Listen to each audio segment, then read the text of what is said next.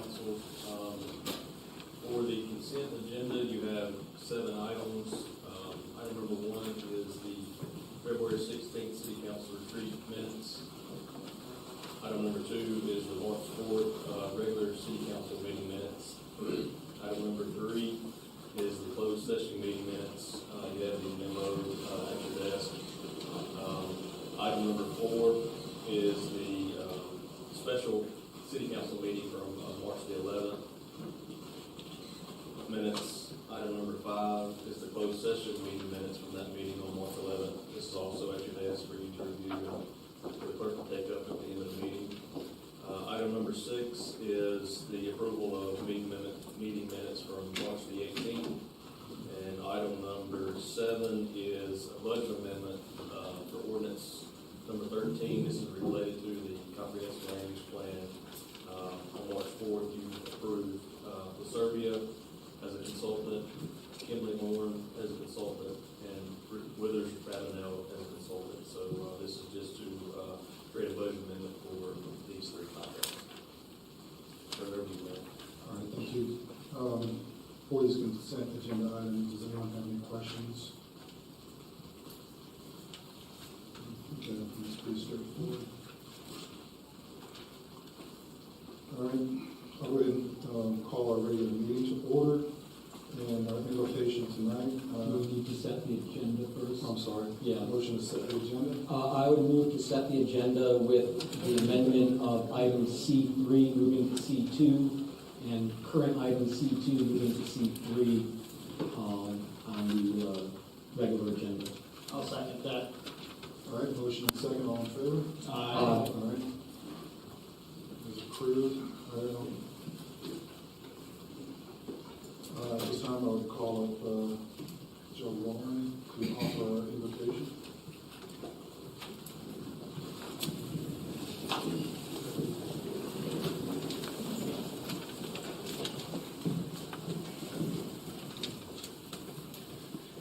Can we pray, please? Father, I want to thank you for the opportunity to gather here tonight. I appreciate these folks and all the homes and families and the different parts that are represented, Lord, that they're able to gather and work on things, Lord, that I'm confident that you're interested in and it's part of your purpose and plan.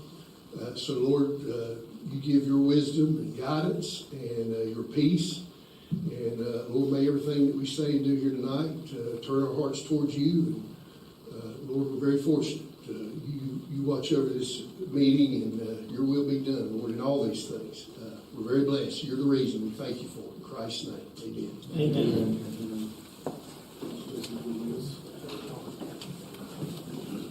I pledge allegiance to the flag of the United States of America and to the republic for which it stands, one nation, under God, indivisible, with liberty and justice for all.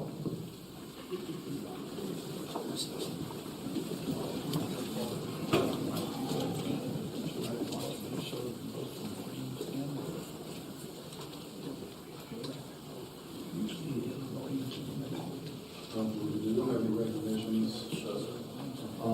I'll move to approve the consent agenda. Second. All right, motion and second, all in favor? Aye. All right, motion passes. All right, moves us on to our regular agenda. We're going to begin this evening with public comment. Now, I would remind everybody, if you have signed up, that we have 2 separate sign-up sheets. So it looks like I believe everybody has signed up the appropriate one. Each speaker will have 3 minutes. Please identify yourselves, give your name and address. You should have some lights up there that will be green, yellow, and red to let you know where you are in your 3 minutes. Also, for those of you who have not been here before, we have restrooms through those double doors and water fountains. And I think that's all the housekeeping that we have. Now, I would also remind people, please be respectful to all the speakers, whether they are petitioning or they're here for public expression. Let's try to keep our outbursts to a minimum or preferably none if we can. All right, so with that, I'm going to go ahead and call our first speaker, which is Mr. Joe Long.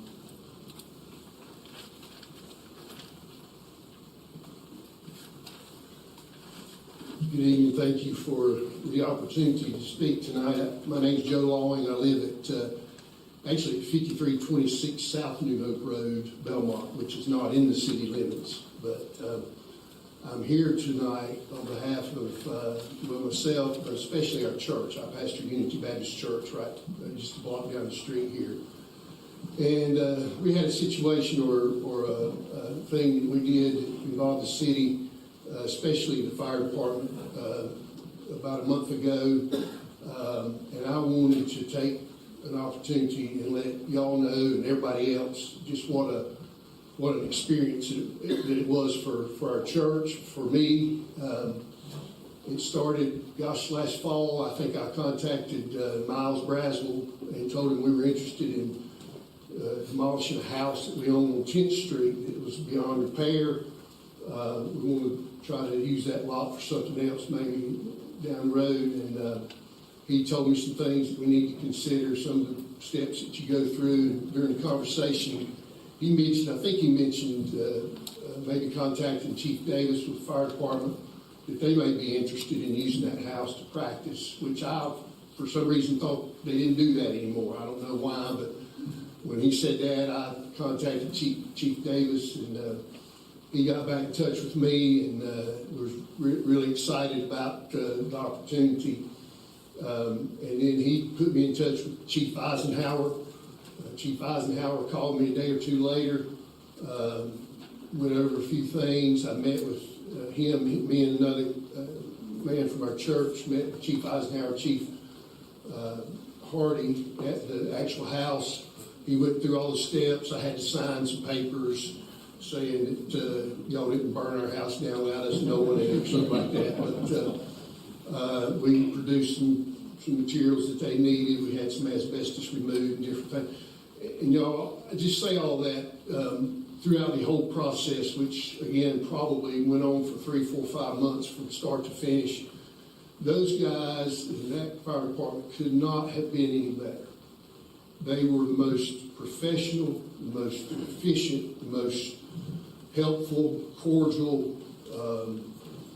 They did everything and did a whole lot more than I could have ever imagined. A couple of times during that process, Chief Davis called me.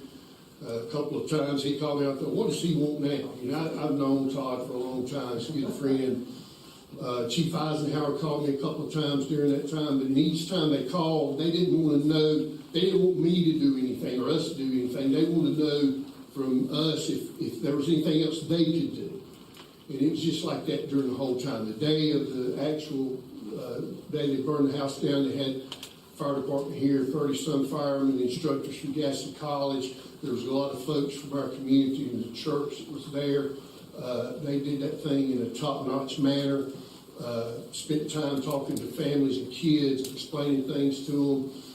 You guys have a top-notch fire department here, and I don't know a whole lot more than what I've experienced, but I just want to say you're very fortunate. This community is very fortunate, and on behalf of the Unity Baptist Church, I just want to thank you. I want to thank the city and the Belmont Fire Department. Thank you very, very much. Thank you.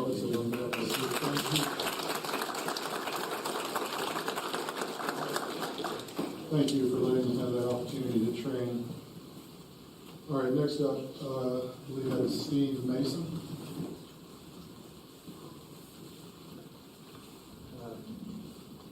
Yes, Mayor, I would appreciate the council for talking to me about this. I'm a grading paving contractor, on Mason Grading and Paving, and we just bid a job for y'all down here next to the police department. And there was some things about the paperwork. I had a meeting with one of your guys, and I just misread him about that. He said, you just fill out this one sheet is all we need at this time, and I did. But there was 2 more sheets that needed to be filled out. Of course, I already filled them out and sent them to you, but it didn't affect the bid in any way, shape, or form. But our bid was considerably $40-some thousand cheaper for y'all. But we do all the town of Stanley's work, we do the Lowell's work, we do a lot of municipalities with proper license, with proper insured to do y'all's work for you. We done the y'all's police department, we done the last parking lot of it. for y'all. So we just want to know that we appreciate you giving us the opportunity to do it. But, they wanted to take our bid out because we didn't put them other two sheets in. But we have put them other two sheets in at this time. And it was just information about it, the company and what it is. But that's the reason I come by here today, because, I think y'all gonna look at it tonight. And we've done your other parking lot for you, and I think I can save you some time and effort on some more ideas I've got for you. So I want to look at it if we take this job on for you. So I appreciate your time, y'all. Let me come up here and talk. Thank you. All right, that concludes public comment for this portion. I think as everyone heard during our consent agenda, our regular agenda, we have inverted our order. So first up will be the Chronicle Street parking lot project phase 1. I believe our public works director, Jonathan Wilson, is presenting. Let me ask you, do you all hear me okay? I'm never sure where this microphone should rest. You can hear? Thank you. Thank you for checking. Thank you, Mayor and Council. At the January 16th meeting, City Council voted to or approved the staff moving forward with this project. At that time, we developed a project manual and put this project out for bid. On March 6th, we issued the request for proposals. That was to gravel the parking lot area with an alternate to pave. On March 26th, we held a bid opening, which 2 contractors submitted bids for the project. The 2 contractors submitting those bids were Mason Grading and Paving and Quinn Sells Custom Paving. In the bid tab, you'll see that Mason Grading had the lower total bid. However, they did not submit the proper paperwork to issue a responsive bid for the project, and therefore staff is recommending to move forward with Quinn Sells for a total bid amount of $149,197.50. All right. Thank you for that. Council, do you have any questions? Is this for paving or gravel, or where do we leave that? The $149,000 does include paving.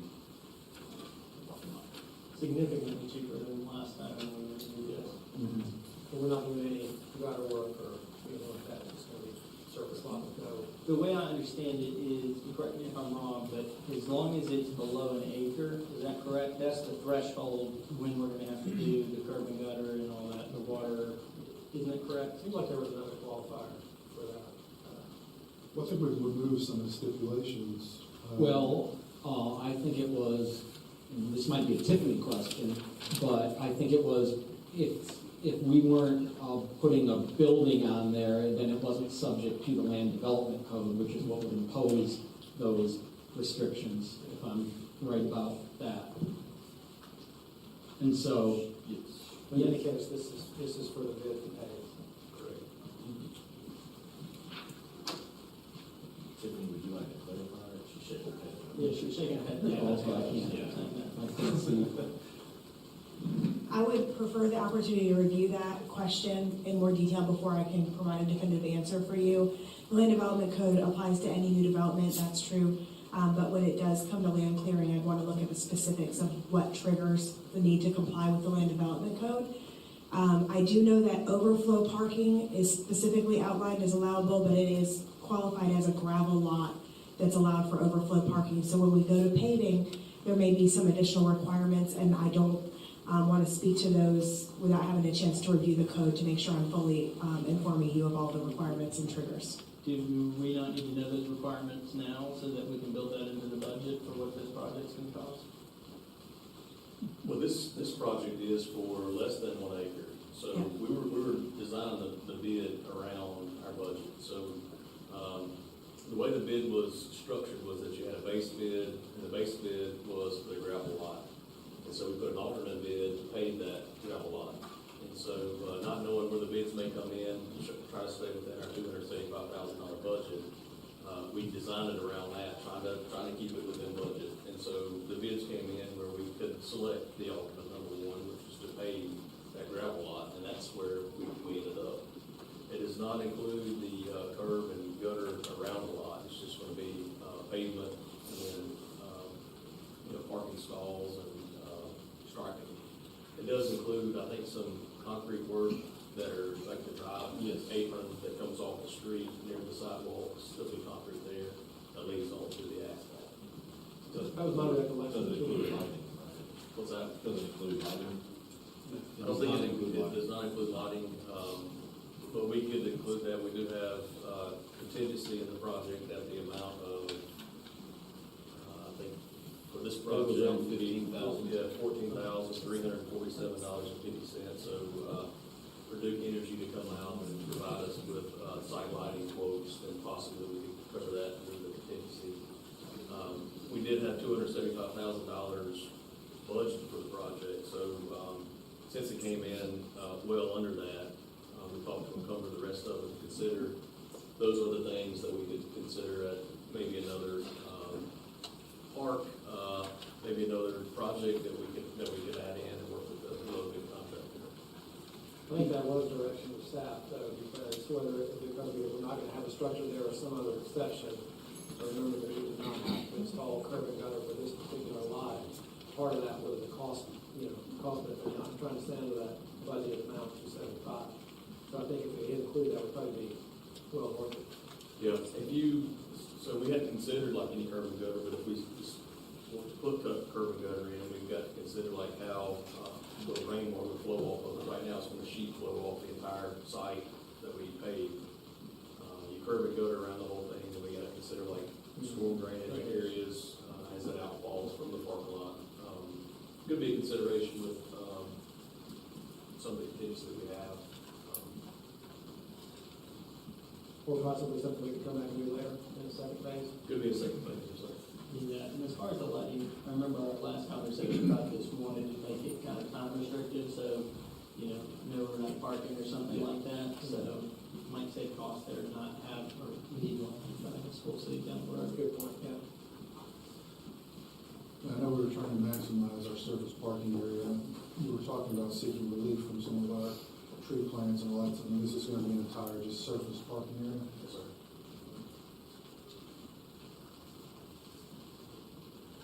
Any other questions? That's with it bumping up to the existing parking lot, right? Right. I remember we pitched the idea that there was going to be a gap there. It's going to be two separate blocks, though, so you can cross over from one to the other. Like a buffer, almost like a median. Yeah. It is not connected. I know we have been considering controlled access. Are we still, is that still in the mix? I don't think we included any controlled access points. We could include a swing arm gate, if that's what you're referring to. We can do that. With the contingency we have, I'm sure that we can do that. Swing arm gate is. Okay. All right, is there anything else for Jonathan? So you need a motion, right? I'll make a motion to accept staff's recommendation to accept the bid from Twin Sales for the pavement of the lot at Clinton Street.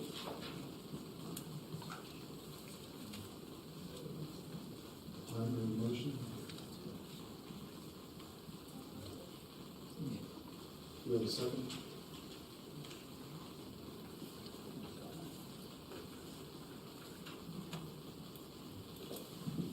If there's not a second, I assume there's some qualms about doing this. So my qualms are, I just don't think it's needed. I've been against this parking lot from the get-go.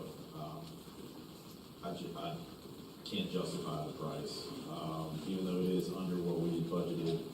I don't think it's using our tax dollars wisely. Alex?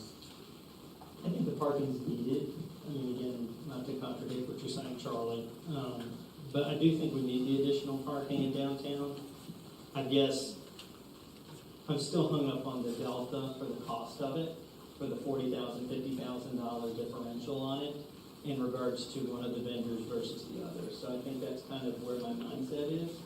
Again, you think about $50,000, I know we're kind of under budget on this, but still, I mean, we've got a lot of projects on the CIP list that could easily allocate that to those funds too. So I think that's where kind of my headspace is on it. Jim, I guess you also did second it, so. Yeah, I still don't know if we're clear on, to me, I've heard a lot of different things. Is it gravel or is it paving? And if it's paved, then it does sound like there's some issues that, I always thought it was going to be gravel, and then we could pave it. But I do think there's some issues with paving that, if it's impervious surface, I think, there might be runoff issues, and I don't think we're exempt from that aspect of the code. And so I'm just a little bit confused. If we're paving it, do we actually need some more information before we go ahead and do this? But to my knowledge, I think it's under an acre. There is under an acre. Therefore, it does not require stormwater management. It doesn't require erosion and sediment control. Or stormwater management. Or stormwater. All right. But it sounded from our planning director that there might be other complications or uncertainties if we went to paving instead of gravel.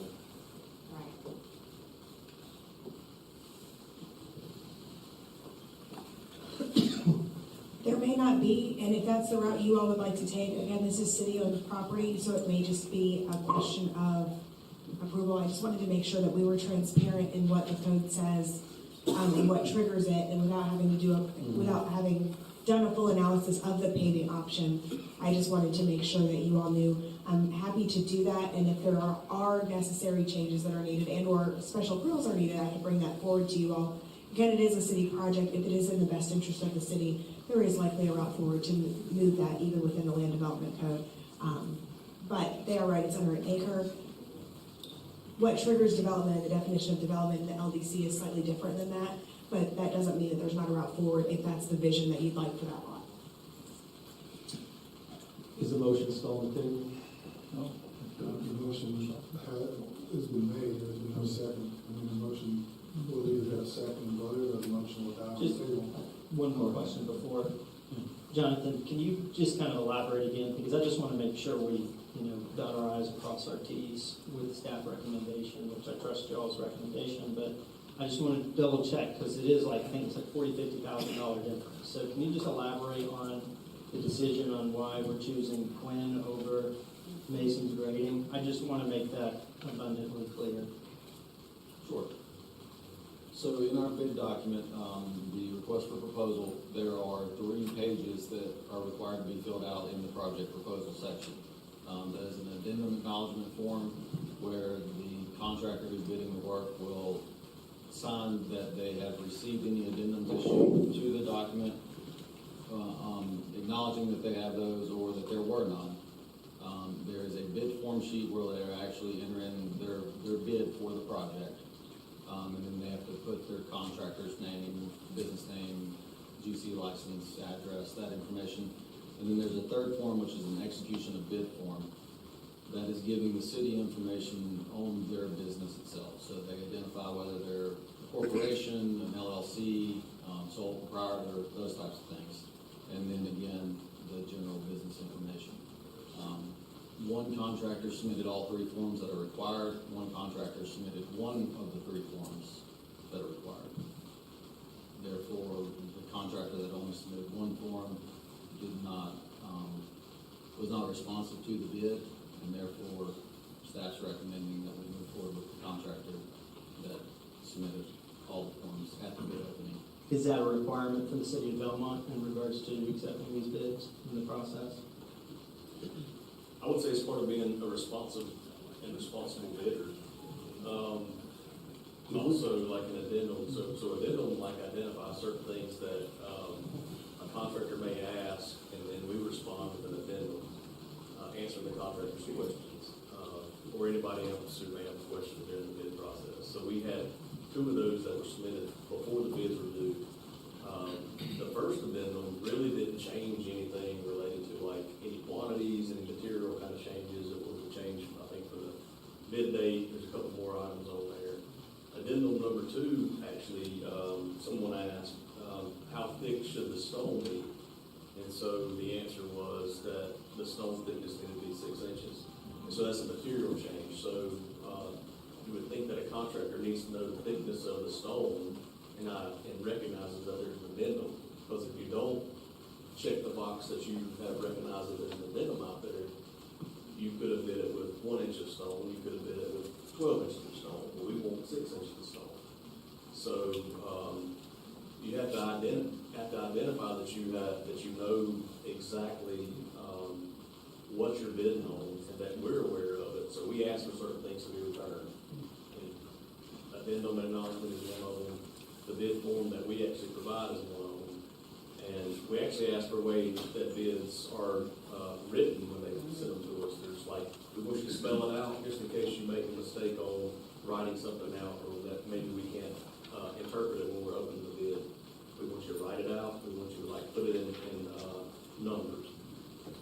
I think in this scenario, I think that one of the bid forms didn't even complete that correctly. And so we were considering, that we can waive certain things that may need to be waived. We also ask that you provide your general contractor's license number. And so we go back to see if you're a licensed general contractor. It's one thing we do, we check on it. And if there's a project that is out to bid and it's over a certain dollar threshold by state law, you need to be a general contractor to actually submit a bid and be the awarded contractor.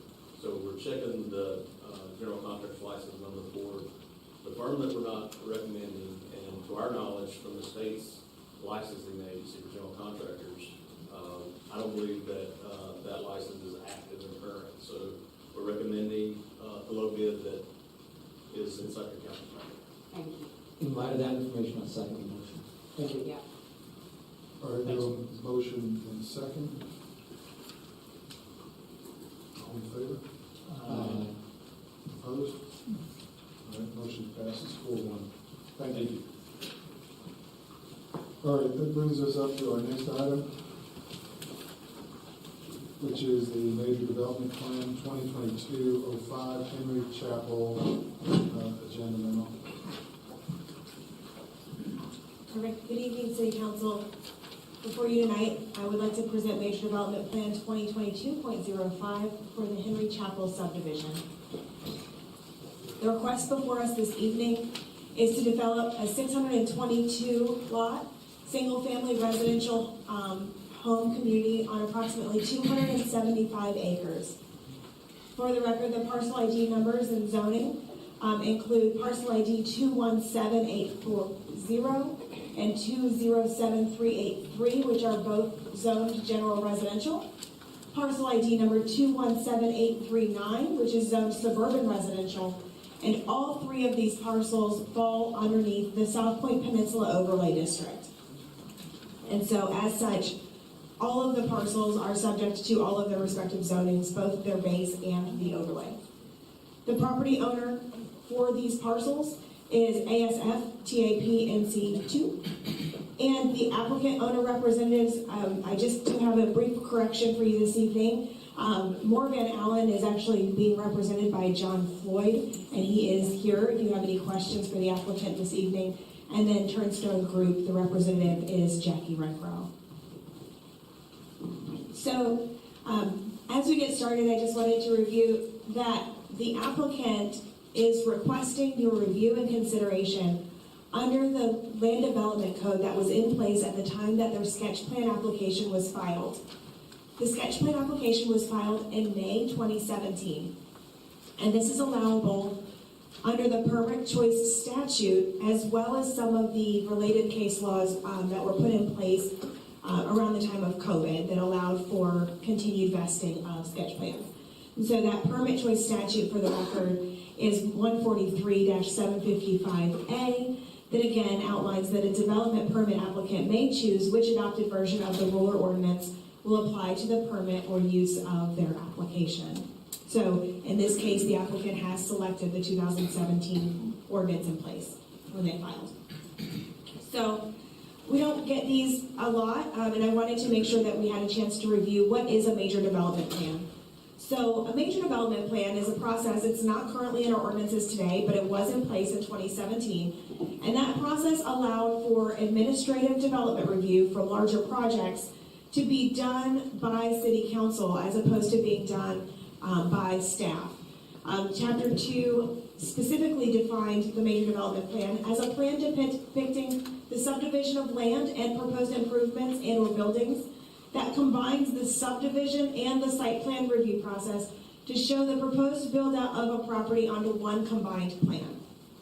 And so that is the type of project that we're asking for your review and consideration of this evening. As was previously stated, this is an administrative type of decision.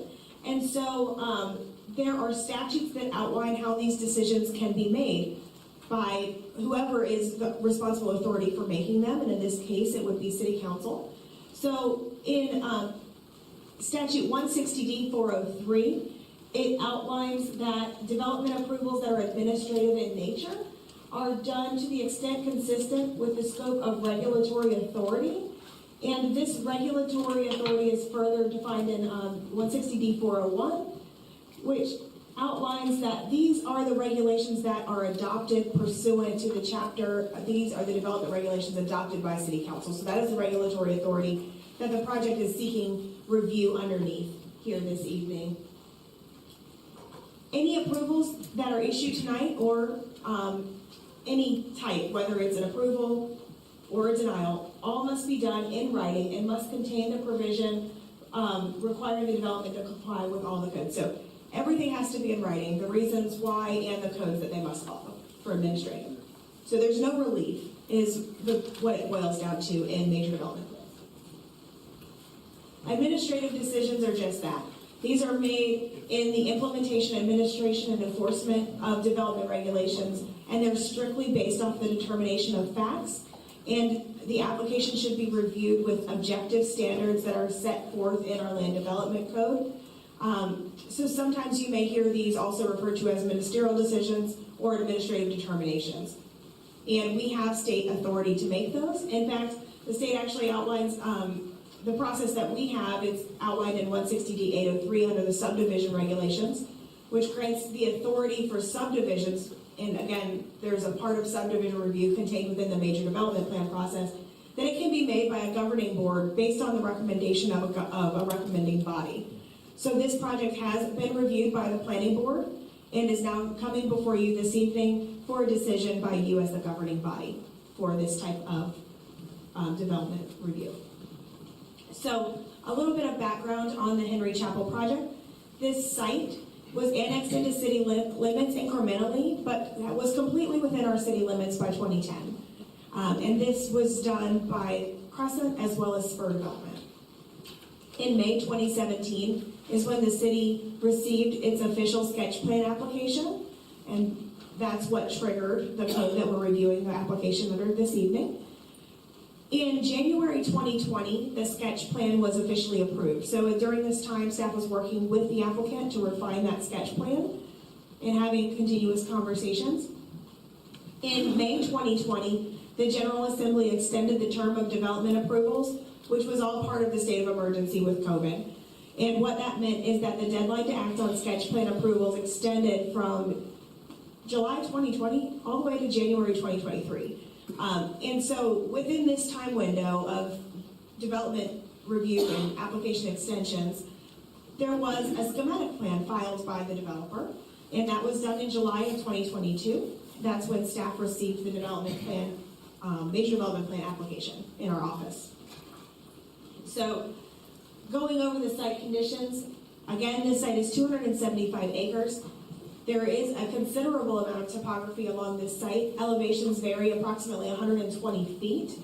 And those steeper slopes are more concentrated near the streams as well as the southeast corner of the property, although the topo is significant throughout the entirety of the site. There were a couple of wetlands identified as part of the site survey, and you can see those in the darker areas on the screen. That's what looks like maybe a black dot in there. The project is located directly adjacent to the Norfolk Southern Railroad, which is located to the east of this project site. And the entirety of the site contains a mix of soils, including Chulaka loam, which according to the Gaston County Department of Natural Resources, can be considered poor for development since the soil itself retains water. So that is the natural challenge of development of this site. conditions of the site today, while the majority of the site is currently wooded, it's historically been a mix. So on the screen, you can see various aerial photography images going back from 1938. That's the one on the top there. The one to the bottom left is 1968, 1997, and 2022. And so you can see a few different things. There were some patches of cleared area over time. You can see that trees have been incrementally growing. You can also see some access paths going through on those aerial photographies. There's also an old copper trunk cable right-of-way traversing the southern portion of the site, which now appears to be abandoned. So you can see that cut in the lower segment on some of the older aerial photography, but we don't see that here today. And then overall, you can tell from the aerials a little bit, but just a visit to the site and other images we'll go over later this evening will also provide evidence that the surrounding uses for this project site are primarily single-family residential, both residential within the city's limits as well as those within the county's jurisdiction, but primarily still single-family residential nonetheless. There is a church directly across the street. That's Henry Chapel AME Zion Church. And so just to provide you some context there of the adjacency. Overall, continuing on site conditions, we noted there's a pocket of wetland areas on the survey. There's also floodplain and floodway along the streams throughout the site, and you can see that on the top image to the left. And all of these would be subject to, during the construction plan review process, meeting all of our floodplain requirements that are located in Chapter 151 of the Municipal Code. Gaston County is currently, through an interlocal agreement, our floodplain administrator for the city of Belmont, but planning works in conjunction with the floodplain administrator at Gaston County to make sure that these requirements would be met. The entire site is also within Belmont's watershed, although it is split. So half of the site, roughly 161 acres, is located in the critical watershed protection area, and 114 acres is located in that watershed protected area. So you can see that with the blue and the green at the bottom image on the left. That means that the entire project would be subject to compliance with our watershed requirements that are outlined in Chapter 153 within the Municipal Code. And at a really high level, what this means is that in addition to all of the things in there, the applicant is aware and understands that this project would require a high-density development permit during the construction phase if moving forward as proposed here based off of the density and the site conditions and its location. As part of our due diligence, staff also went through some records to determine what we could find out about the site's history. And so I just wanted to provide a brief recap for you here. In 1963, we actually found a tax map that showed a 4.5 acre parcel located in the maybe northwestern corner, right where the two stream crossings diverge. And that deed refers to the area on the project site as the Hill Gold Mines, which is noted in the deed as accessed via an old road leading into the old Leaper Place. So looking further at what does that mean and what is the extent of the Hill Gold Mines, what we found is that there was an early Gaston County settlement map that identified a specific area, that area that's circled in the map on the very right of the screen, as the Nicholas Leaper land. And then further, there was a book in 1951 called Early History of Belmont and Gaston County that says the Leaper mine was worked more than 100 years ago and was considered to be a rich mine. We continued digging. There's no way to know if all these layers line up, but there is a possibility of all of these things kind of accumulating at this project site. There was a book published by the U.S. Department of Commerce and Mineral Resources back in 1927 that noted that the largest producer of gold in North Carolina in 1927 was the Leaper Hydraulic Mine near Belmont. So it is possible that the mine here at the project site was a hydraulic mine for gold, although we have not been able to do thorough research. These are just our initial findings. So all this information has been shared with the Gaston County Museum of Art and History, as well as the Department of Natural Resources, so that further investigation can be done. Just a few more references to that before we move on. there was an article done in the Banner News in 2019 that gave a little bit more background with some additional research in there, noting that the Leeper Gold Mine was operated as early as the American Revolution and produced gold in great amounts until it was closed at an undetermined date. So even through the history of the Banner News, it's not determined exactly when a gold mine on this property would be inactive. But confirms what staff's research also found, that if it was in fact on this project site, then it would have been owned by Matthew Leeper, sold to C.T. Stowe, and then inherited by Minnie Stowe Hewitt, all of which lines up with the deed transfer records of this property. The 2007 deed of land from R.L. Stowe to Spur Enterprises still references Hill Gold Mines, and you can see that at the very bottom snippet on the screen as well. So, in addition to the possibility that there might have formerly been a gold mine on the site, and there may be some significance to the environmental things that need to be further refined during construction plan review, we also noted a few other significant things during our analysis, and that is that the survey that was done by the developer back in 2016, prior to their filing of the sketch plan, presumably, did note that there were several grave markers discovered that were just to the south of the paved roadway, but still technically on the subject development's parcel. And so, looking at that and then doing some research of the significance of that, it was noted that the burial ground at Henry's Chapel, with its simple gravestone markers, dated back to the 1800s and remains the only tangible reminder of Henry Chapel's humble beginnings. We've shared that information with the developer, and the developer has agreed to, as part of this plan review, dedicate the land where those existing grave markers were identified to the church and or cemetery as part of their process. It's to the south of the roadway, and they've agreed to do that to make sure that they can remain preserved as necessary. So, that's the site's history. Going into zoning and building forms, this site, we went over the zoning a little bit, just as a reminder, the entirety of the property is falling underneath the South Point Peninsula overlay. The proposed density is 2.2 dwelling units to the acre.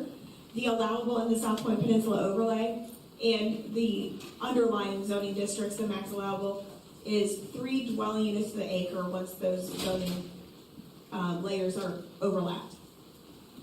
What's proposed here this evening is 622 detached house forms, all of which are street lots, and they are not proposing any townhomes within this development.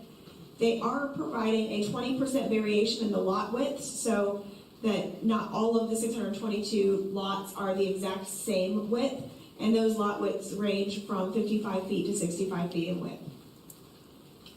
The standard setbacks that were on the site as proposed comply with our standard requirements, the setbacks being 20 foot in the front, 6 on the side, and or 20% of the lot width, whichever is greater, and a 30-foot rear setback. And we do have a front-loaded garage setback of 30 feet as well. All block lengths in the current version of the plans before you this evening have been verified to be less than 660 linear feet, which is a requirement in the Land Development Code as well. As a part of this project's review, they were required to do a tree survey on the site. Again, they were required to follow the tree protection requirements that were in place at the time they filed, so in 2017. So these were the requirements prior to the 2020 update of our tree ordinance, for those of you who may have been with us through that process. So they do look a little bit different, but all of that to say that they were required to prove compliance with the ordinances that were in place. And so this has been confirmed by a qualified tree professional, and a report has been provided that confirms that 31% of the heritage trees located on the property are proposed to be preserved in a tree-safe area, which includes approximately 6,263 trees. And then 37% of the healthy, maturing, deciduous tree canopy is also proposed to be preserved in tree-safe area, which includes about 55 acres of the site. In total, the current plan includes 71, just a little bit over 71 acres of tree-safe area for preservation. And what you can see on the right is a an excerpt from the tree professional's report that shows the areas in green are what were some of the pine stands, that dark green. The white are the areas that are the proposed tree save areas. You can see those are in the more environmentally sensitive areas along the streams. And then all of those dots are areas where they included on their tree survey in their report. So I believe a representative from Bolton Inc. is here if you have any questions about this portion of the analysis as well. As it relates to open space and buffers, they have provided on the proposed plans 26 acres. Open space is required, but they have provided 36 acres. Our ordinance says that open space needs to be defined and with a specific type. So these are defined as parkways or greenways alongside with the tree save area. And all of the greenways that are within this plan are proposed as 10-foot wide asphalt paved surface.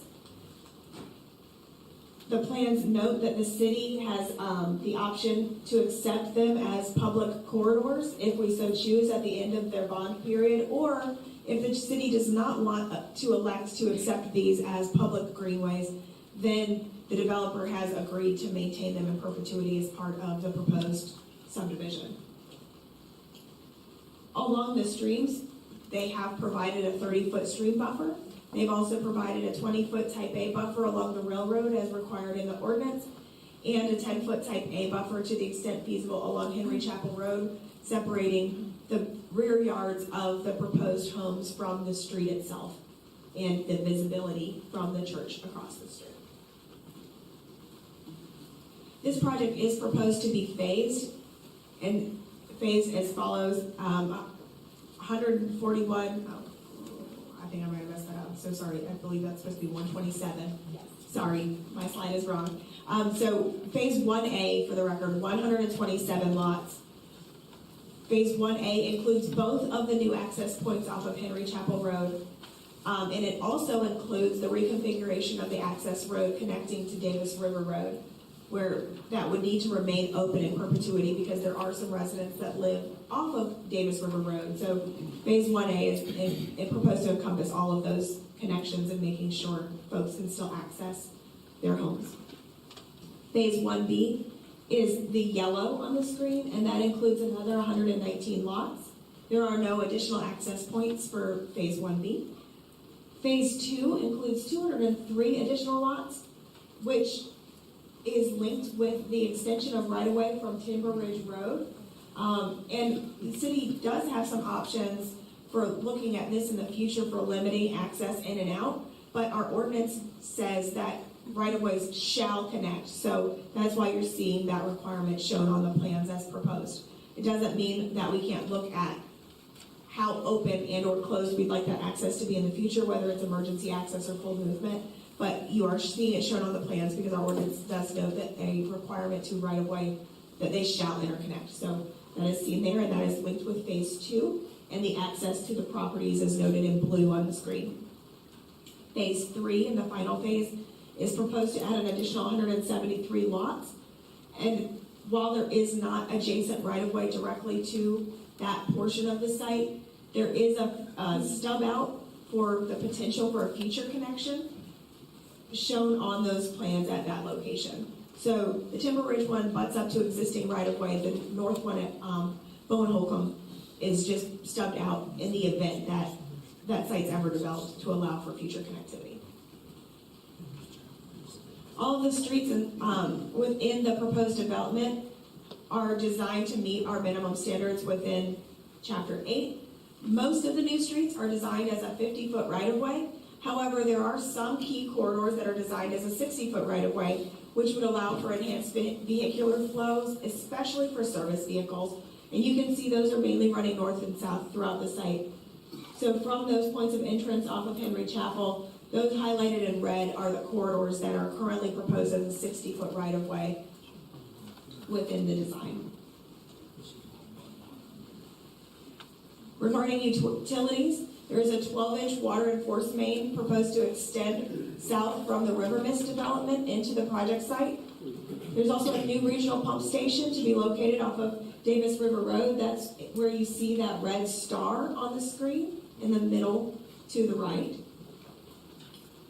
The proposal includes the abandonment of the Greystone Estates pump station, but that is not until the other pump station is activated and able to handle the capacity and flow there.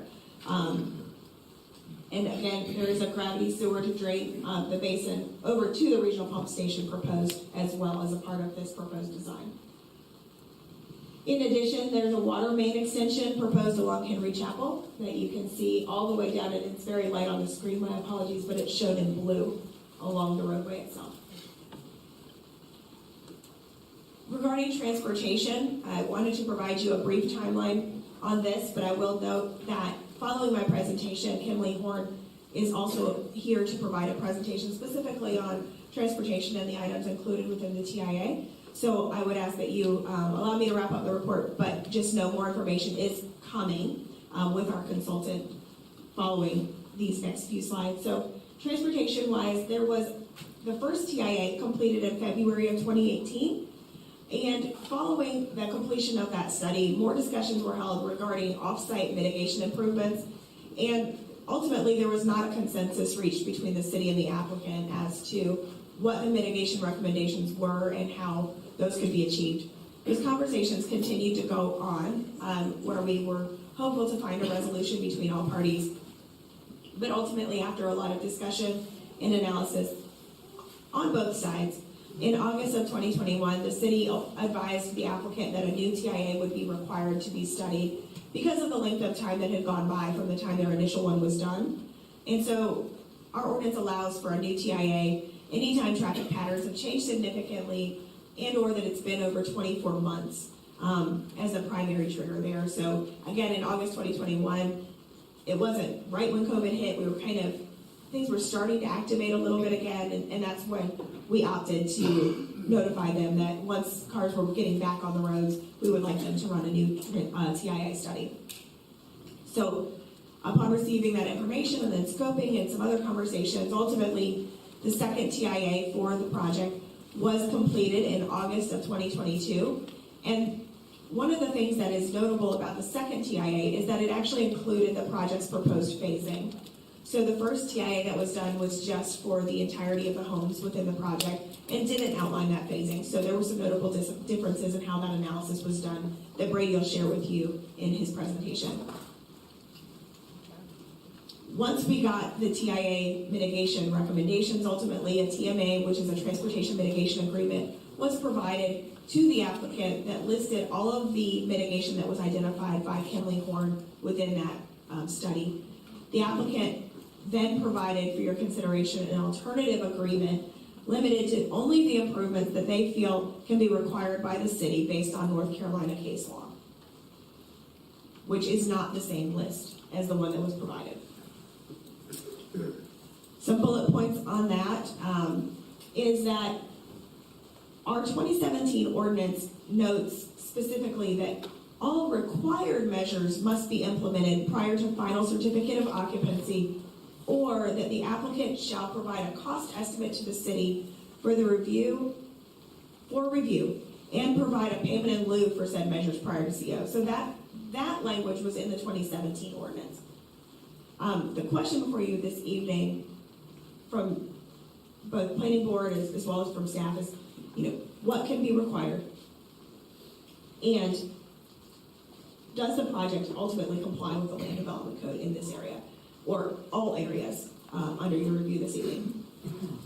Our ordinance also notes that the transportation mitigation agreement must be signed by the applicant, the city, and NCDOT if it involves a state roadway. So some of the proposals for mitigation do involve a state roadway.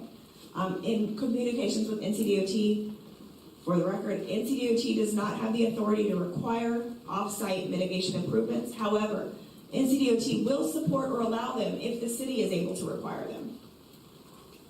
And the applicant has confirmed that there is no commitment at this time to provide a payment in lieu. So there is not a commitment at this time, from my understanding, to provide the proposed mitigation that was included within the transportation impact analysis, nor is there a commitment to provide a payment in lieu option as outlined within the 2017 Land Development Code. In summary, this is a major development plan. The major development plan is specifically defined with the intent to provide a fair and equitable process to all interests, including petitioners, affected neighbors, city staff, the planning board, and the city council. At this point, this project is being presented to you this evening because the schematic plan review has been completed by staff. A community meeting was held to notify everyone about the project. Project notifications have been sent. Planning board has had the opportunity to review this project and provide you a recommendation. And it's now city council's turn to render a decision on the schematic plan.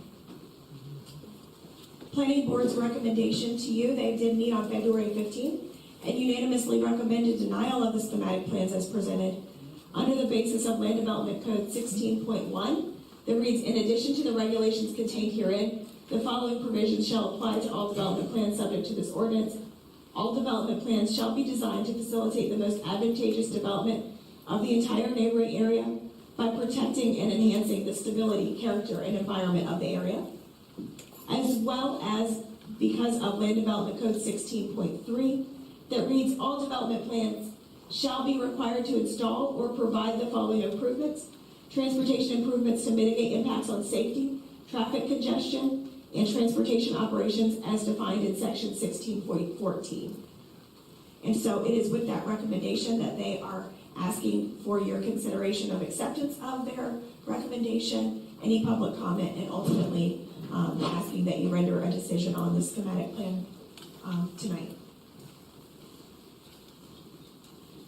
I will say that Planning Board also requested that some additional analysis be done prior to your consideration this evening, and included in your packet is a public safety memo that has been provided by Kimley Horn that takes into account existing data that's already available, both from a traffic perspective as well as from a fire, police, and EMS data perspective, as it relates to public safety, as to help you make an informed decision here this evening. So if you have any questions on that, Brady is also here to speak to that memo and any information contained herein to help you with the discussion this evening. And with that, that is all I have, unless you have any questions specifically for staff. I have questions. Yes. That's a lot of stuff. So I want to just focus on a couple narrow things. And I want to start with some questions about the traffic analysis. Most of my questions in that regard are going to be for Brady, but I do have some for you. So you talked about the 2 TIAs that were done by Kimley Horn. Did the applicant also hire its own traffic consultant? They did. And what were the applicant's traffic consultant's findings? Were they similar to what was contained in the Kimley Horn TIA? We had Kimley Horn review the applicant's findings, and it was found that those were not sufficient and or that there were some conflicts in the data points. So I would prefer to allow the applicant to speak to the findings of their representative as well as Kimley Horn on their analysis thereof. Okay, I'll certainly ask that of Mr. Finkley. Sure. If you could go back a few slides, I want to go over some of the provisions of the 2017 Land Development Code. Unfortunately, they're all on these slides, so you don't have to pull your code out. But if you go to the slide with 16.14F. Oh. Yeah.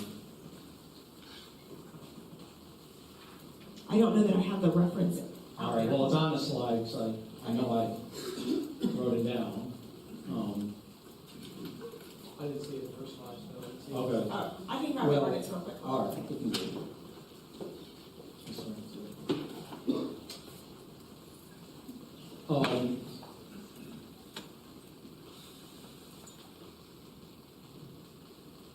I'm ready when you're ready. Okay, so 16.14F of the 2017 LDC states that all required mitigation measures identified by the traffic mitigation agreement must be implemented prior to final certificate of occupancy, or the applicant shall provide a cost estimate to the city for review and provide a payment in lieu for said measures prior to CO. Yes. And I believe you stated that the applicant is not currently providing such a cost estimate. That is correct. They have not to date. And they have not made a commitment to provide such a cost estimate at a later date, is that correct? That is correct. In fact, they have implied that they are not willing to make such a commitment. And they're not offering a payment in lieu either. At this time, that is my understanding. Has the applicant ever offered a payment in lieu? Yes. they Please, have. can you sort of describe that process and what all that entailed? Sure. So that process was, from my understanding, part of the additional analysis from the hired traffic consultant from the applicant. And my understanding at a really high level of the proposal was that the estimate included some mitigation, but that would minimize the actual acquisition of additional right-of-way along South Point Road. And in coordination with Kimley Horn, our traffic engineering consultant, it was deemed to be not really sufficient to doing the mitigation that would be in the benefit of the city from a safety perspective. Do you remember the amount that was? I believe that it was $2 million. Okay.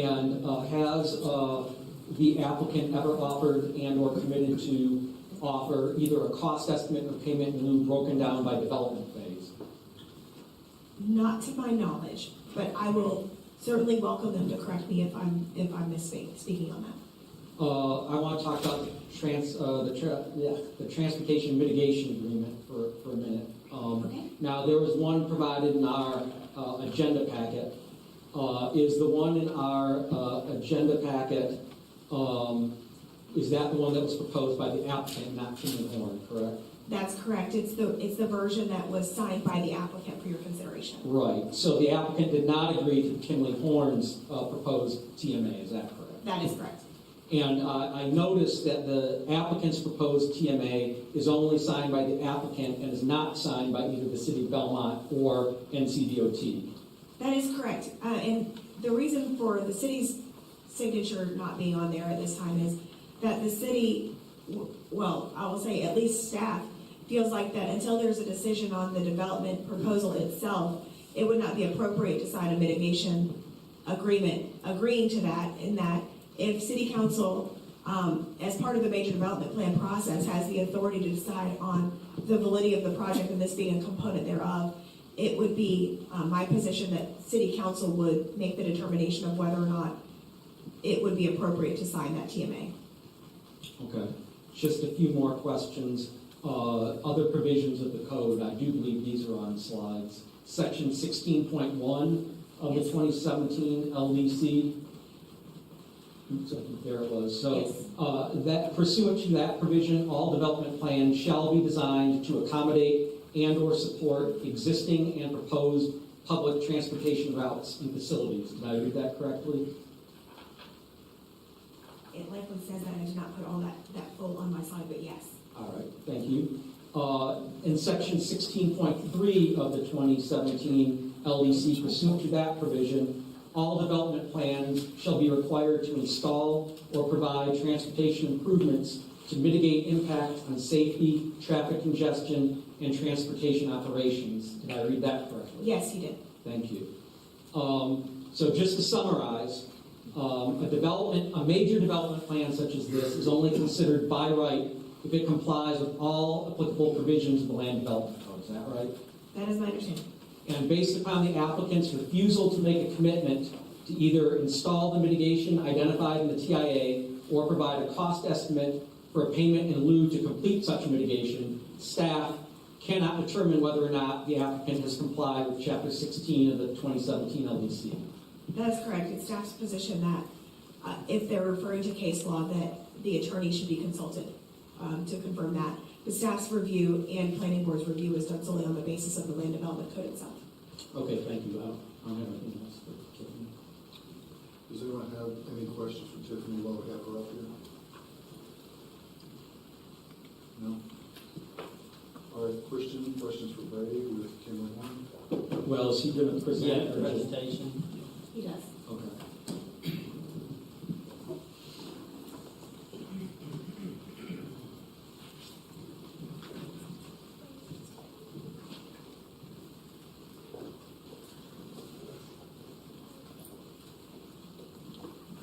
Good evening, Mayor and Council. Brady Finkley with Kimley Horn. Thank you for having me here tonight. As most of you know, we are, Community Warren's hired as the city's traffic engineer. Just as a reminder, the city of Belmont has a unique TIA policy in which the city hires a traffic engineer rather than the developer hiring their engineer, and so we're representing the city tonight. As Tiffany mentioned, I'm going to cover a couple of reports that have been, a lot of work's been done since 2017, 2018 on this, but kind of high level, we're going to be looking at the TIA that was done in 2022, the most recent one, and then the public safety memo that was requested by planning board.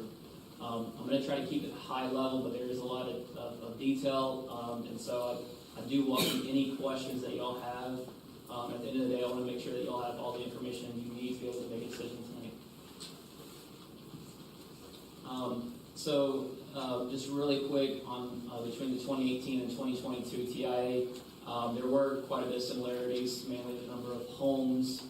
Tiffany mentioned they're requesting 622. TIA is based off of 628, so really not a big difference in traffic. The access configuration stayed the same, and then the primary study intersections that we'll talk about. Also, just for your information, Tiffany did a great job of covering basically everything that you could possibly want to know about on-site. I'll be focusing on the off-site impacts and mainly the transportation impacts to the surrounding network. And then the differences, as Tiffany mentioned, they added phasing. As we talk through these, it gets a little bit confusing because phase 1 is broken up into 2 phases. So it's phase 1A and 1B, then you have phase 2 and phase 3, but there's 4 total phases. We did collect new turning movement counts. The big difference, as most of y'all are aware, is from the 2018 to 2022 is that Belmont Middle School was open. We have a new signal in place at that time, and improvements, signal improvements at that location. We also added a couple of additional approved developments, which was the South Fork development as well as Smith Farm. U6150 is the NCDOT's TIP project that was previously funded at that time, back in 2018, to improve the intersection of Lower Armstrong and South Point Road to a roundabout. That project is still in the STIP, however, it's not currently funded. So because it's not currently funded, we did not include that within our TIA.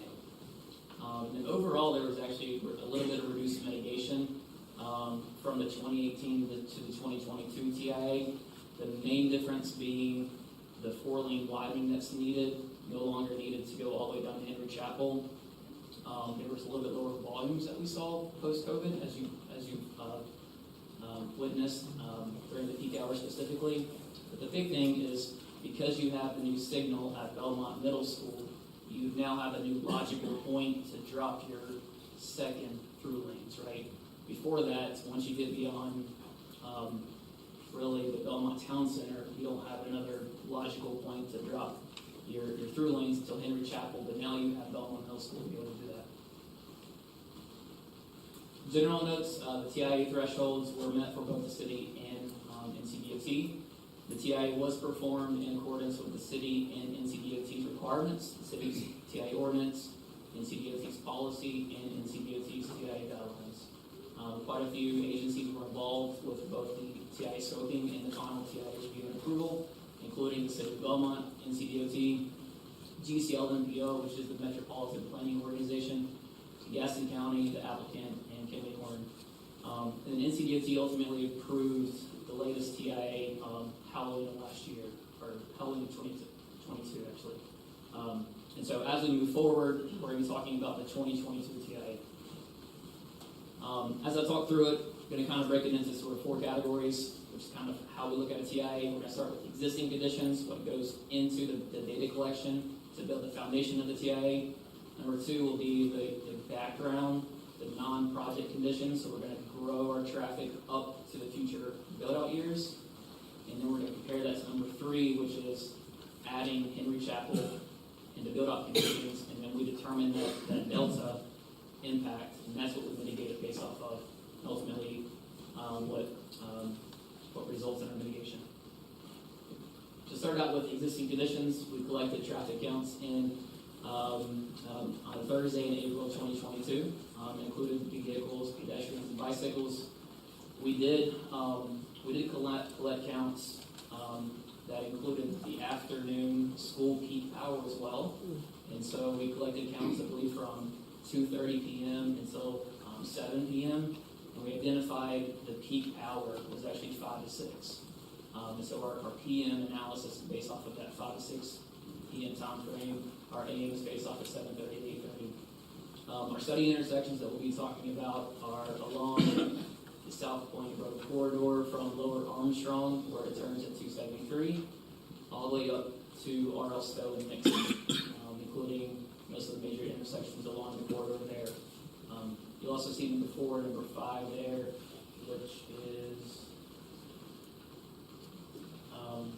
which are the internal intersections within the neighborhood of South Hill Estates. And that is due to what Tiffany discussed as the required connection that we're required to make, at least to assume for the TIA purposes within that neighborhood.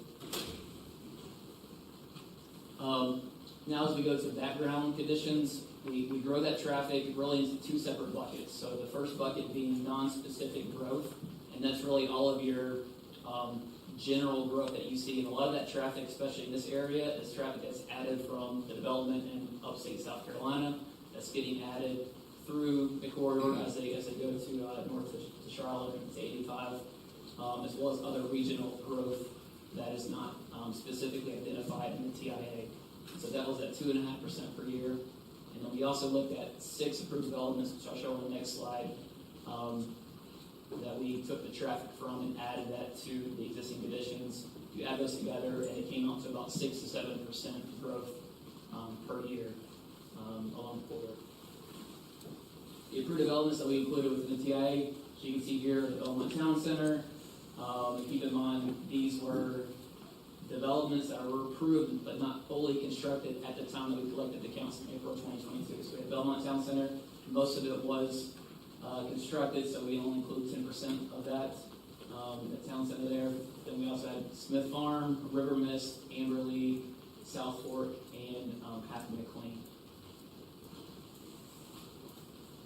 The other component that we look at in future non-project background conditions would be funded transportation projects.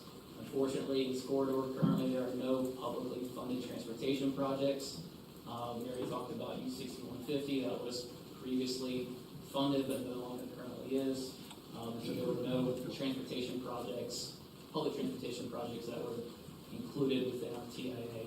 You'll see a number of other ones in there that are included in the physically constrained Metropolitan Transportation Plan, the 2050 plan, including South Point Road widening, the South Fork Parkway, and the Catawba crossings. But again, those are not funded, so they were not included within our TIA. Now we'll talk about the site. I think you already know the site access points, but in Phase 1A, we assumed 2 full movement access connections to Henry Chapel Road.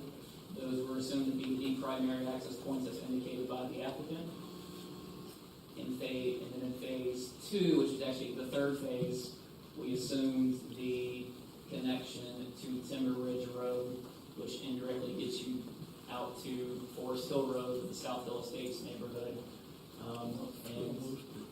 That was included in our TA as indicated by the city at the time that said that it was required by the city ordinance to provide that secondary access point. As we talked through the mitigation, there was a lot of consideration as we thought through that. Of course, we would not want to promote a lot of traffic through that neighborhood. And so, but the challenge with it being the first access point, the most northern access point where most of your traffic is coming from, creates some challenges with trying to force people down to use Henry Chapel instead. So we'll talk through our considerations as we got into mitigation. Here's what the phase trip generation looks like. We have Phase 1A, 1B, 2, and 3. I really kind of pointed down to the bottom row, which is the full build out. So full build out in the AM and peak hour, 628 homes generates 397 total trips, that's both in and out, and that is in the 1 hour peak AM, and in the PM, 559. As you look through that road, I want to point out that those are cumulative, so you're not looking at 397 added in phase 3, that's the total full bill. Site traffic distribution, we take those trips and then we assign them out to the network.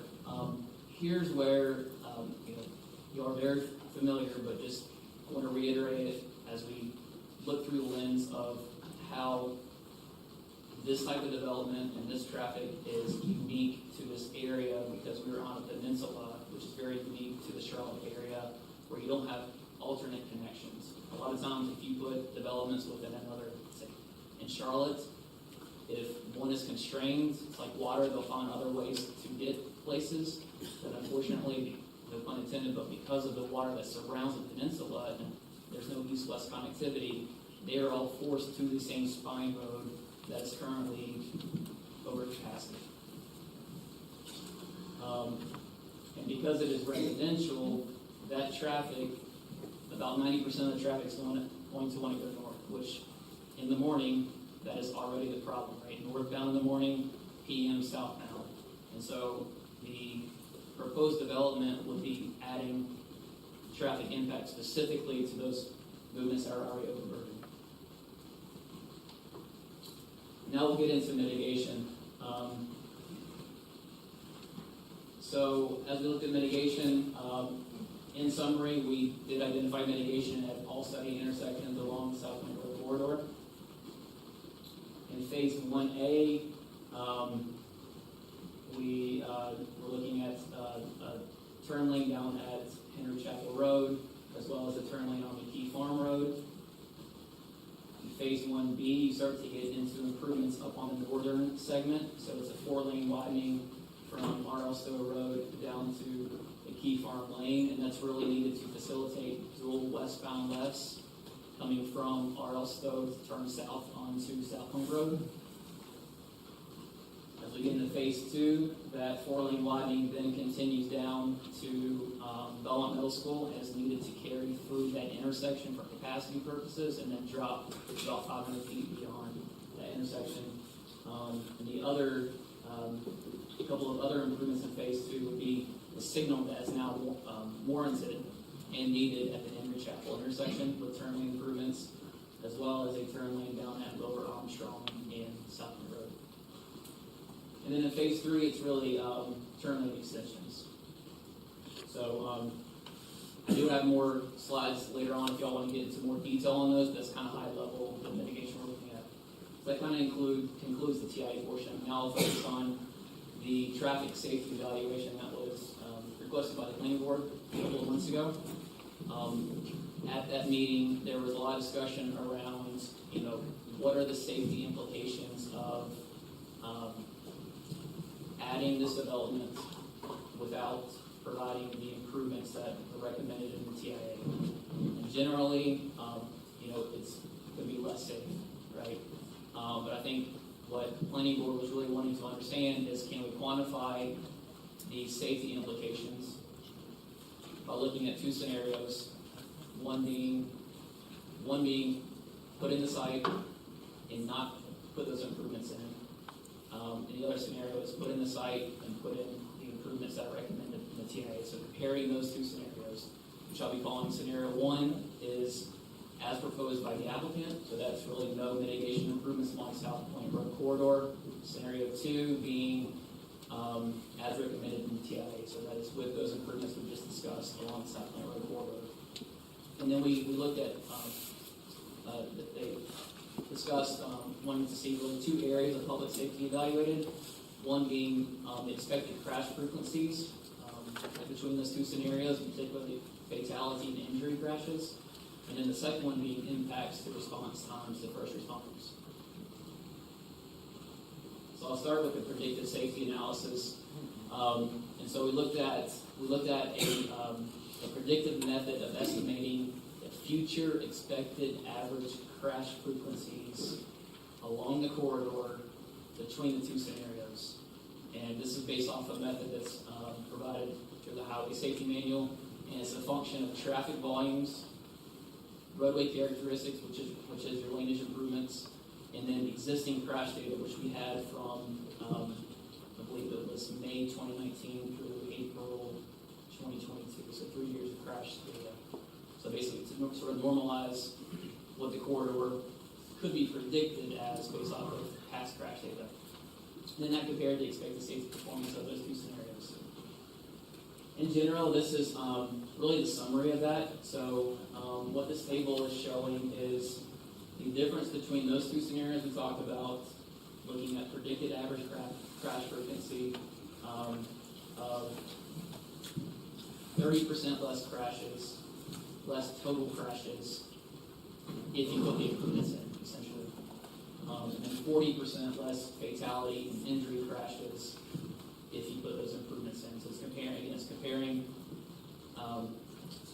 the scenario 2, which is with the TI improvements, versus scenario 1, which is no improvements along the Southland Road corridor. And that really comes out to about 4 to 5 total crashes per year difference of, and about 2 to 3 fatality or injury crashes per year. Another thing I'll note is kind of if you're looking for sort of a baseline relative to how that compares to current crashes. Based on our 3-year crash data in 2019 and 2022, there are about 14 reported crashes per year. The model's showing that there should really be more crashes, basically what it's saying. So you'll see the 18 number up there. That's really showing, based off of the traffic volume, the roadway characteristics, is saying there should be about 18 crashes, and we're seeing about 14. And so if you normalize that based off of the crash data that we have, is predicting 15 total crashes per year under scenario 1, and about 10 to 11 crashes per year under scenario 2. So said another way is it would be predicted to worsen, get less safe under scenario 1. It would actually be predicted to get better in scenario 2. So the safety along the corridor, again, would be expected to improve if the development were to move forward, but you provided the improvements that were recommended in TIA. And then this is just another look at just the northern segment, where we are recommending the 4-lane section, so really RL-STO to about Belmont Middle School. And what it's showing is that comparing to background conditions, scenario 1 increases the total crashes by 7% and fatality and injury crashes by 28%. So basically that's leaving the corridor as is, but you're just adding the traffic from the site would be expected to increase the crashes by those percents. In scenario 2, if you're reducing the total crashes by 33% and reducing the fatality and injury crashes by 40%. Again, that's just a different segment. That would be one to 4 lanes. All right, and then the second component that we looked at was response times, impacts of response times for first responders. We received a lot of great data, really timely data from the city's fire, police, and EMS. We did a lot of discussions and review of methods to try to predict the impacts of first response times, like we did with the safety that I just discussed. Unfortunately, there's really no predictive method to accurately quantify those expected response times, and that's really because of the urgent and the variable nature of first responders. And so when they respond to emergencies, they're not typically following the predicted behaviors that we look at when we're in our traffic engineering studies, especially during peak times. As they're trying to just get through and try to get somebody to move over, and there's a lot of variables going on. It's really hard to predict that. So instead, what we did was we looked at a number of related items that were provided by fire, police, and EMS, as well as other analysis that we did looking at increases in travel time along the corridor, and also looking at sort of a review of the corridor itself to see where can folks get off to understand what kind of impacts there would be. And so I'll show what that looks like in the following slides, but in general, what it indicated is that the average response times already exceed the desired response time goals for the city of Belmont. And that was provided in fire report that I believe came before City Council a few months ago. In that scenario 1, which is moving forward with the development without putting improvements in, would further increase those local response times. A summary of that is really provided here, but there was some really great data that was provided in the fire station location analysis report. One thing I want to highlight is that they had mentioned that 4 minutes is the national industry standard in Beaumont Fire Department's desired goal for their travel time. So that's not full response time, but what we're talking about here is really traffic related. So it's that travel time once the wheels begin turning on the fire truck. So when they respond to the emergency. And so that goal is 4 minutes. Their average travel time over the 3-year study was 6 minutes and 49 seconds, and so they're already about 2 minutes and 49 seconds beyond their desired goals. A few key takeaways from that report as it relates to scenario 1, which is moving forward with added traffic but no improvements, really boils down to these 3 bullets here, which is increased congestion, increases response travel times.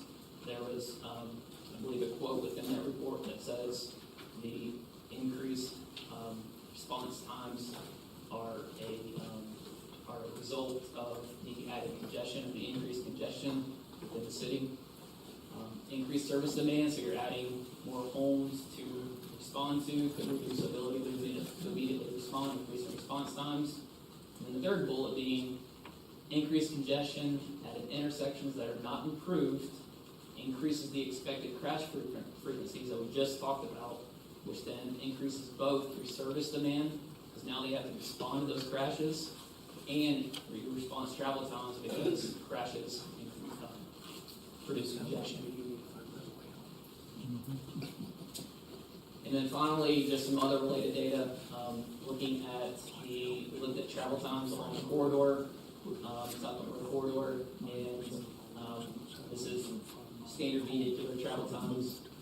The 2 main peak times that we focus on northbound in the AM is about 72% higher travel times projected under scenario 1 versus scenario 2, and then southbound during the PM about 79% higher travel times under scenario 1 versus scenario 2.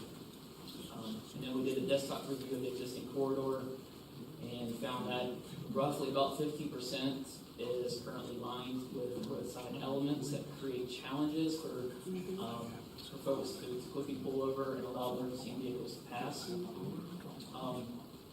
Under situations where there's heavy rain, that increases to 80 to 90%, where folks will be pulling over into grassy areas and can get stuck in mud. And so, additional through lanes and turn lanes will provide safe areas to be able to merge over, to add lanes and add turn lanes. So I will stop there. I've got some really detailed slides that we can get into if you want to, or we don't have to. That covers how we identified mitigation at intersections. But I'm going to stop there and answer questions. Jim, just real quick, a real quick one. Brady, can you flip back to that other slide? Because I just want clarification on this. So, just as I understand it, with the proposal as today, with none of the off-site improvements, with the on-site improvements that they're talking about, the mitigation, we should really say, you're saying that AM is going to go up 72% by our models, and PM is going to go up 79% for travel times. Is that correct? When you compare the 2 scenarios. Okay. Right. So I have some questions. How are you, Mr. Bigfoot? I'm great. How are you? Did you have a good Easter? Well, I was spending about 10 hours over that weekend reviewing your 85-page TIA and 10-page traffic safety memorandum twice. But as you might imagine, I have some questions to ask you about it. Sure. But before we really get into the TIA, you might recall from our discussion with Ms. Farrow that the applicant, they hired a traffic consultant that performed their own analysis. Do you recall that? I believe there's actually two. Okay. And did you have an opportunity to review those that were prepared by the applicant's traffic consultant? Yes. And what was your impression of them? Did you have any issues with them? They were different. So the first one was, I believe, in 2020 that reviewed the 2018 study that we did have issues with. The second one was maybe a year ago that reviewed this study and basically said they agree with our findings based off of the current ordinances, policies, and guidelines. So you had issues with their first analysis. There were some inconsistencies there. Correct. Did you have any issues with their proposed proportionality of identified intersections? Yes. Can you elaborate on that? Yes, I feel like it was misrepresented. Some of the proportionalities was looking at the percent of impact to certain maneuvers, whereas I'll use an example. So at Henry Chapel, that's an unsignalized intersection. We typically look at the level of service and delay based off of the South Street approach. That's stop controlled intersection because typically the through movement has no delay. It's really just your focus on the stops, Henry Chapel side. The percent impact was really based off of the percent impact on South Point Road, which of course they were, traffic is turning onto Henry Chapel and off of Henry Chapel, not going through on South Point Road. Whereas I feel like you should be looking at the percent impact to the delay on Henry Chapel. But you say the second analysis that their traffic consultant did, which critiqued your 2022 TIA, that essentially agreed with your findings. They agree that from a technical standpoint that, yes. Okay. Now, you prepared a transportation mitigation agreement after conducting the 2022 TIA, correct? Correct. Has the applicant signed the draft transportation mitigation agreement that you prepared? I don't believe so. Okay, thank you. Now I want to ask some questions about the TIA itself. I'm generally going to stay at a higher level. I'll leave the details, I think, for some of my colleagues with a couple of exceptions. But I believe in both your presentation today and in the TIA itself, you stated that Belmont is uniquely situated. So can you sort of just reiterate what's unique about Belmont for purposes of conducting a TIA? Yes, it's the only area around Charlotte that has it's located on a peninsula. So even if you're next to a river on one side, you still have ways to go east or west one way. Whereas on the peninsula of Belmont, you don't have that option to go east or west. Traffic in general, it's like water. If a pipe is filled, it'll find other little cracks to go. When it's on other cracks to go places, it's all forced to that same pipe that may already be congested. In your professional experience, are the conditions existing along Belmont's peninsula like any other municipality in which you have performed a TIA? Can you say that again? In your professional experience, are the conditions existing along Belmont's peninsula like any other municipality in which you have performed a TIA? It's similar to other congested corridors, but the uniqueness is that there are not other places to go. I want to talk about a couple intersections now, and I don't think we need to, I think we can go through this without turning to any detailed slides, but on page 30 of your TIA, you're discussing, I believe, the intersection of South Point Road and Forest Hill Road. And it's stated, based on input from the applicant, the intent is to design Access 1 and Access 2 along Henry Chapel Road to serve as the primary access points for the development, with Access 3 Timber Ridge Road as a secondary access. Does that sound correct? And furthermore, the intent, and I'm assuming this is the intent of the developer, is that by signalizing the South Point Road Henry Chapel intersection and leaving the South Point Road, Forest Hill Road intersection unsignalized, the majority of the proposed site traffic would utilize the signalized intersection at Henry Chapel Road, leaving access 3 on Timber Ridge Road as a secondary access. Is that correct? Correct. And that was sort of what you were talking about how you wanted to get people down to the signalized intersection. That's right. Well, but the applicant is unwilling to pay for the signalization and other recommended improvements at the South Point Road, Henry Chapel intersection. Is that correct? Yes. If the South Point Road, Henry Chapel intersection remains unsignalized, is that likely, in your opinion, to increase the use of access 3 along Timber Ridge Road as a site access point? Yes. What would be the impact of increased use of access 3 in the South Hill Estates neighborhood? It would send a lot more traffic through that neighborhood. So by refusing to pay for any intersection improvements at South Point Road and Henry Chapel Road, is the applicant undermining its own stated intent to design access 3 along Timber Ridge Road as a secondary access point? It would be inconsistent. Thank you. Are the intersection improvements identified by the TIA triggered by the anticipated trips being generated by the 622 single-family homes in this project? 628 based on the TIA. Yes. But otherwise, yes. Yes. Now, the point of this or any other TIA is not to hold this applicant responsible for all problematic background conditions at a particular intersection. Is that right?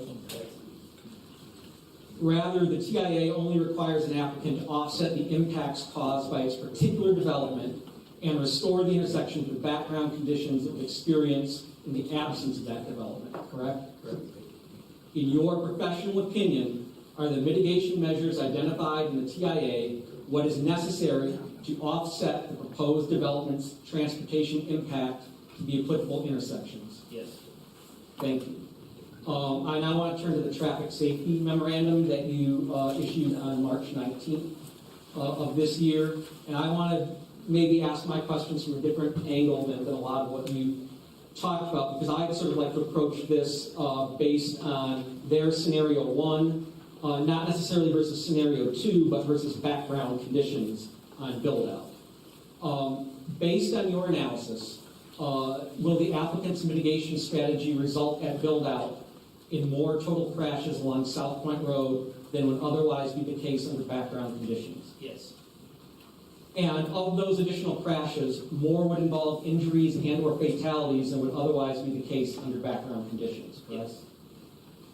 And your analysis examined only the intersections included in the 2022 TIA and not the entire stretch of South Point Road from Nixon Road to Armstrong Road, is that correct? Correct. So there could be additional accidents in that corridor.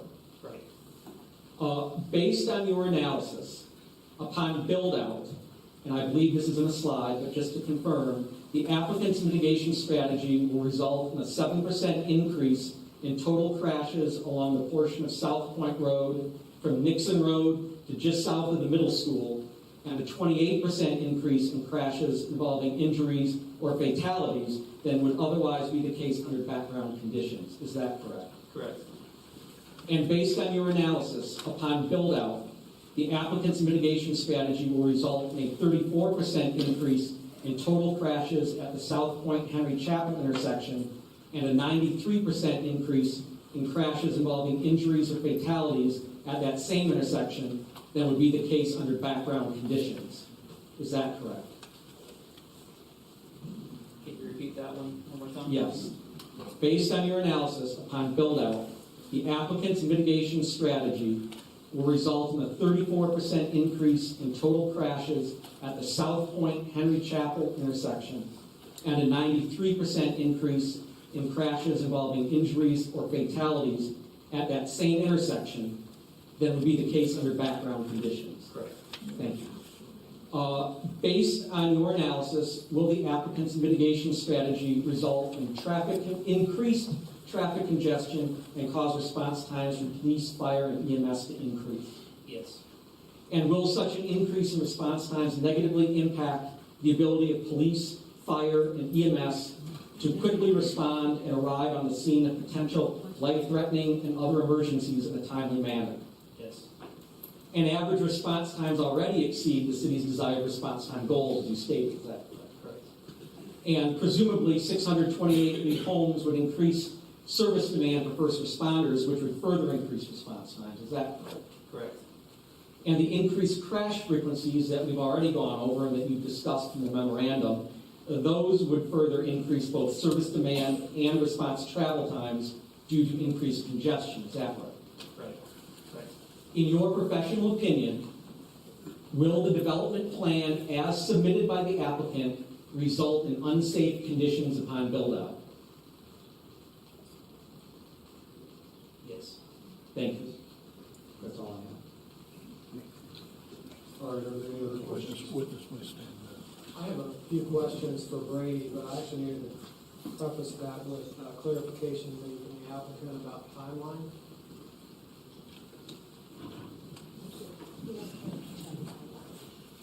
Okay, we have a short presentation we're going to give, but I'm happy to try to answer your question now.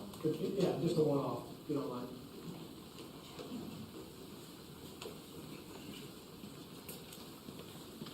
So in your application, I believe the original timeline for the phasing, had phase 1A completed 2023, phase 1B 2024, phase 2 2025, and phase 3 2026. Obviously, we're now here in April of 24. Not going to see, if the project were to be approved, not going to see any build out this year. Would you agree that if we state that the earliest build out would be 2025? Can you follow that same? So I'll ask That's okay. Jackie, who is representative of as well. I think it just depends on the length of this process, and so, if we are approved tonight, I think that's still a possibility. However, most of the discussions back and forth with staff have taken a long time, as you can see from our time, to get to this point, and so I think it's just really dependent on how these meetings progress. But would you agree at the earliest, the phase 1A would not be built out before 2025? Okay. So if we follow that same sort of methodology through for all 4 phases, we'll all be looking at somewhere in the neighborhood of at the earliest 2028 before the entire project would be built out, correct? I think that's hard to speculate at this time. There's certainly a possibility. There's a lot of demand in the area, and so it just depends on how quickly those homes can sell. Okay. All right. That's all I have for the applicant. I have a few questions for you. So, based on the presumption that with where we are now in April of 2024, and if this project were to be approved and we adopt that same sort of phasing schedule, by my math, we're looking at around 2028, at least, at the earliest, before the project would be fully built out, if it follows that same sort of phasing. Is it fair to state that the TIA from August of 22, which showed substantial variance and recommended offsite improvements as compared to the TIA of 2018, at this point itself does not fully capture the projected number of trips and congestion that would be expected at the projected build-out date, which is now 2028 at the earliest? Would you agree with that? It would increase some. Okay. In addition, is it also fair to state that the background traffic volumes, that is, the baseline volumes generated just through the surrounding growth without the Henry's Chapel project, also are not fully captured in the 2022 TIA and would be higher at the new build-out date of 2028 based on your 6 to 7% growth rate for AM PM peak times. So your baseline as well as your baseline plus project volume would both be higher. Would you agree with that? So maybe I misunderstood your first question. I was thinking that question was what I just answered. So your first question was about the existing counts then? Yes. Okay. So existing counts, if we recounted them, would be, they may be higher or lower, hard to say, but. Based on that same methodology with the 6 to 7% growth rate. On the background. We can track that to 2028 at the earliest. Presumably those numbers would be higher. Those values would be higher. That's most likely. It would depend on some of the approved elements that we assume. Right. Are there some that are no longer moved forward? Are there some that may be added? Okay. And just real quick, Jason, because I think to that point it's important to note what's already been mentioned, that there's no approved funded projects for this area Right. that could contemplate any type of benefit to the analysis itself. But it just won't come from that. So then, based on those two sort of presumptions, would it also be an accurate deduction then that the delta between commute times, police, fire, and emergency response times, crashes, fatalities, et cetera, with and without the recommended improvements, which are already dramatic, would be even greater if this new timeline were factored into the 2022 analysis? Maybe a little bit, but not as much, because the delta would still be the traffic impact of 628 homes, and that traffic generation is static, no matter what it starts now or it starts in 2028. But your baseline would be The baseline increasing. would be Yeah. Right. Okay. Well, which is what those commute times and response times are all based on, right? That's one of the elements of the math and That's the correct. computations, right? Great. Okay. That's all I have. All right, Sam, are there any other questions? I do, and thank you, Barry, but it's more geared towards Tiffany. Sorry, I just wanted to kind of capture everything before throwing some out, and I think Jim, again, kind of did a good job there. I think I can strike off half my page there. But I do think it's kind of important to give at least a little bit background. I think you did a great job of understanding the TIA itself. We say that like it's just common language, but Sure. just to kind of, to preface or to begin with, we're discussing here, understanding what the 2017 land use plan is telling us, the land development code, and how we can interpret that, right? So I did just want to cite real quick in chapter 1, and it's bullet point number 2 there. So 1.2, the purpose of this. And again, I think it is important to understand this in regards to the purpose of this ordinance is not merely to provide the minimum regulations necessary to facilitate safe and orderly growth, but also to ensure that growth forms an integral part of the community. So I want to kind of start this to say that the land development code in the beginning in chapter 1 defines to us that we must be looking out for the safety for the public. So I wanted to kind of segue into section 16.14, which is within the TIA for the 2017 Comprehensive Land Use Plan. Because even in the definition, it says traffic impacts and how to mitigate them are an important consideration for our community when significant development is proposed. Public policymakers, citizens, and developers all make a stake or have a stake in understanding and responding to additional demands on the transportation system. A traffic impact analysis, or as we all call it, TIA, is a tool used to evaluate the incremental impacts on the surrounding transportation infrastructure and how to mitigate them to maintain a safe traffic and transportation operation. So again, I want to kind of go back to both of these. It's clear to me anyways, the LDC is telling us that safety is an important factor when considering this. So again, time to tee it up to you. The reason for the TIA, there's kind of two reasons, right? Particularly in this code. If it's under, what is it, 1,000 travel counts? Is that what it is? In the 2017, right, it was 1,000 daily trips or 100 peak hour trips, either in the AM or PM. Okay. And because this exceeds this requires the TIA in this land development code, correct? That is correct. And just of note, actually, the TIA ordinance was added into our code in 2017, but prior to the initial filing of this project sketch plan. So it was in there, Yeah. but added because the city felt it was important to analyze the impacts on safety and the transportation network. And so we added in early 2017 the TIA language into the land development code with stricter standards than what is required by NCDOT. Perfect. And not that it applies to this particular case, but they have since changed even additionally to accommodate the growth that we have today in the most current comprehensive land use plan, correct? On the peninsula, there are different thresholds today for TIAs and when they're required. But in other areas of the city, they remain consistent with the thresholds that were in place here. But for this project specifically, it was reviewed with the thresholds of 1,000 daily or 100 peak hour trips. Correct. And so and again, I don't want to kind of prolong it because you did do a good job, but just from a very high level, all right, so it's above the 1,000 mark there, so it's required. The analysis is conducted, the recommendations are done by our consultant, correct? Walk us through from that point in time, that is then presented to the development team, correct? So the development team is in the room at every step in the process.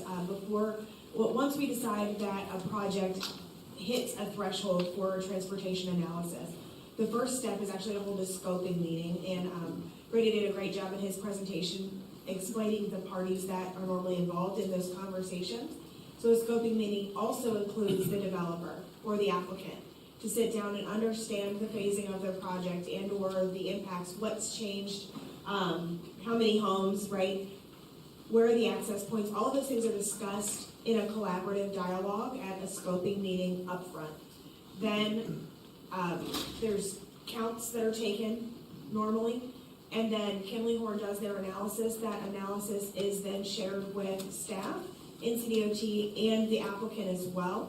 And there is normally, in most cases, and I believe in this one as well, an invitation for a follow-up conversation with all parties prior to make sure that everyone understands the analysis within the document.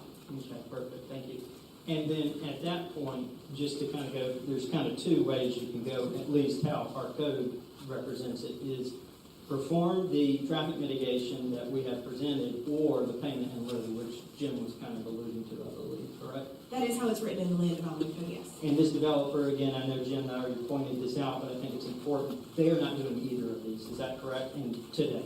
That is my understanding. What they have communicated with staff is that they believe, based on subsequent case law, that they are no longer required to do them, and so therefore are no longer committing to do them. Okay, all right, thank you. Again, I just thought it was important to understand the TIA itself. Again, the reason for it, Yes. safety, we have it in the definitions right here and clearly in front of us. So I, again, just wanted to kind of emphasize that as well. So, Yes. thank you, Tiffany. You're welcome. Any other questions? Okay, I'll tell you what, at this point, I'm going to exercise a point of privilege, call for a 5-minute recess. Allow everybody to get some water and go to the bathroom. We'll reconvene at that time. I think we'll hear from the applicant, and we'll have public comment related to this. Stand adjourned for 5 minutes.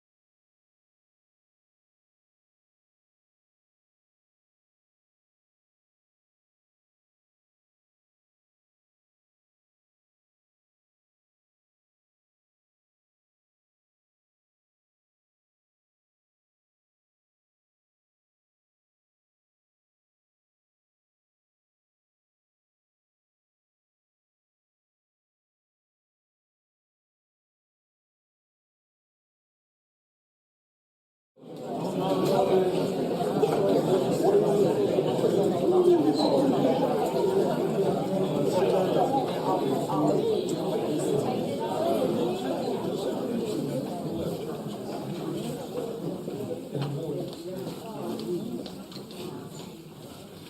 at this time, I'm going to go ahead and call this back into order. We have heard our staff presentation, we have heard from Tim and Warren. I believe the developer has finished our presentation for us. Let's go ahead and call him up.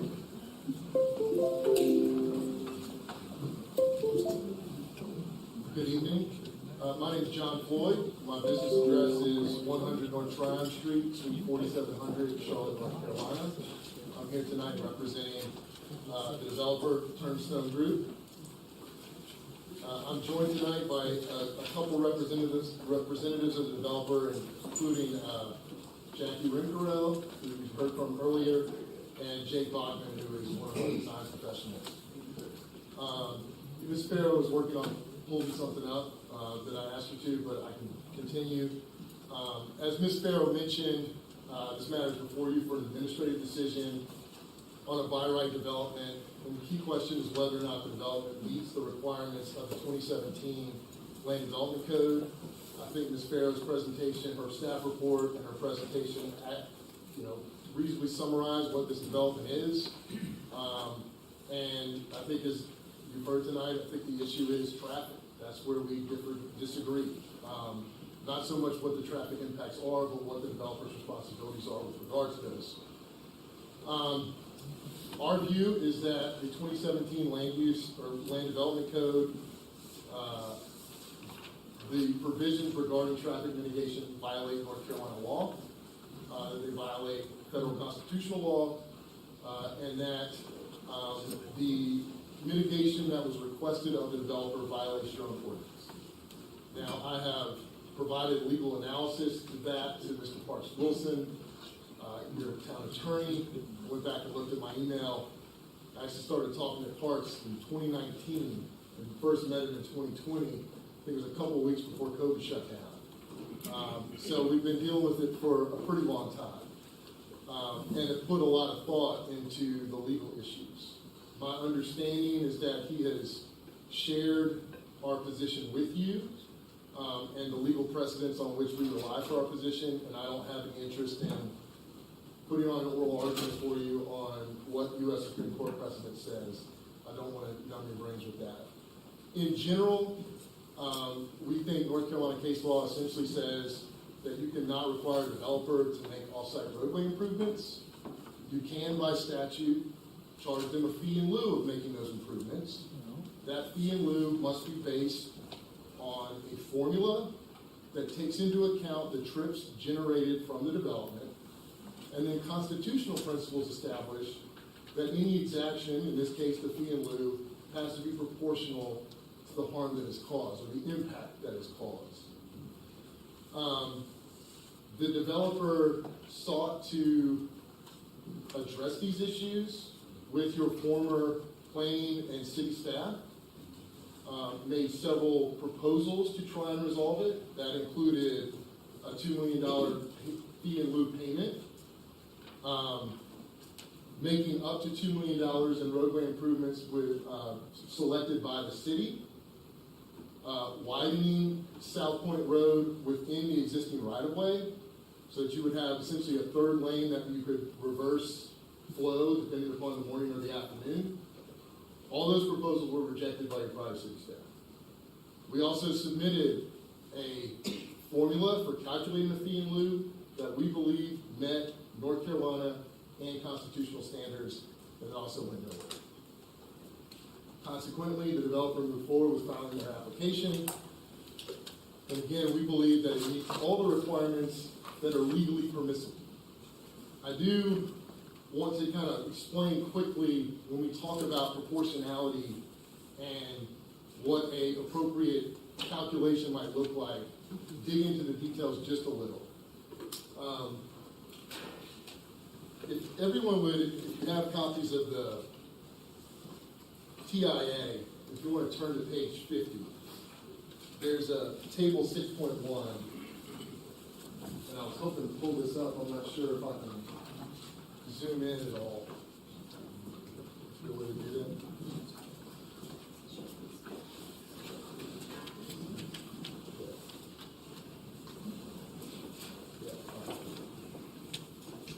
So this is essentially a chart that estimates what the delay is going to be at a particular intersection at a point in time. And if you look at kind of the columns on the right-hand side, this particular is the South Point Road and Armstrong Road intersection. The columns on the right, EB would be eastbound, and WB is westbound, etc.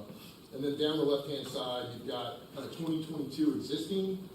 That is what the TIA estimates is the delay at that intersection existing as of 2022. If you look under that EB, this is the AM peak hour, it says the level of service there is an F. That's not good. And the delay is 85.4 seconds. Then you go down under phase 1A, level of service background. That means without Turnstone doing anything, they don't build a single house, your delay there remains an F, and it goes up to 192.5 seconds. If Turnstone builds phase 1A, it goes up an additional 6 seconds. Go all the way down to 2025 background, the level of service there again is an F, and you're talking about a delay of 242.7 seconds. If you add in Turnstone's build out, it goes up to 266. So again, without Turnstone building a single house, you've got a 242-second delay just by virtue of the additional traffic that is going to occur here. This might be the only thing that the people in this room agree with me on tonight, but the fact is, you need improvements there regardless of whether or not Turnstone builds its development. That's a lie. Phase 1's built out.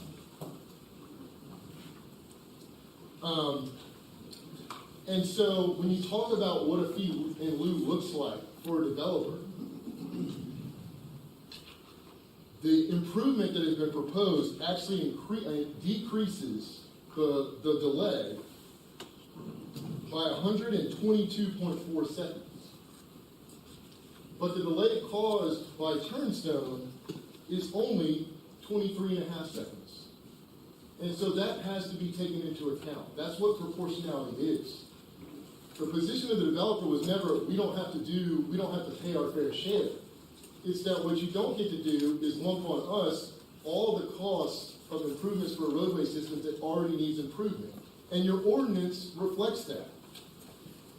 If you look at section 16.14 G17, it says the applicant will be expected to mitigate only the impact caused by the proposed project, not required to mitigate the inadequate background delay. And that is the issue that we have had throughout this process.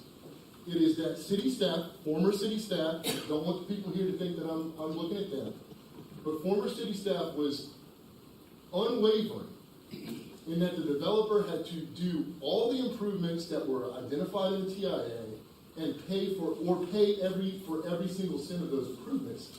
And that simply is not fair. That simply does not meet the proportionality standards required by the Constitution. It does not meet the legislative requirements of our state statutes. And so we don't dispute that you needed traffic improvements. It was just about what are you trying to charge us for? And we reached a point where we said, we can't reach an agreement on this. You're being unwavering, and we're moving forward. And that's why we're here tonight. Again, we don't think that those statutes meet constitutional and statutory requirements for the reasons I've expressed to Mr. Wilson, and I believe he's expressed to you. And so we ask that you approve the project. Happy to take any questions that anybody has. I have a few questions. Sure you do. So I've met you before, and you are an attorney with Warren Van Allen, and you say you're representing the developer. Can you sort of walk me through? I'm a bit confused. Who is the project owner?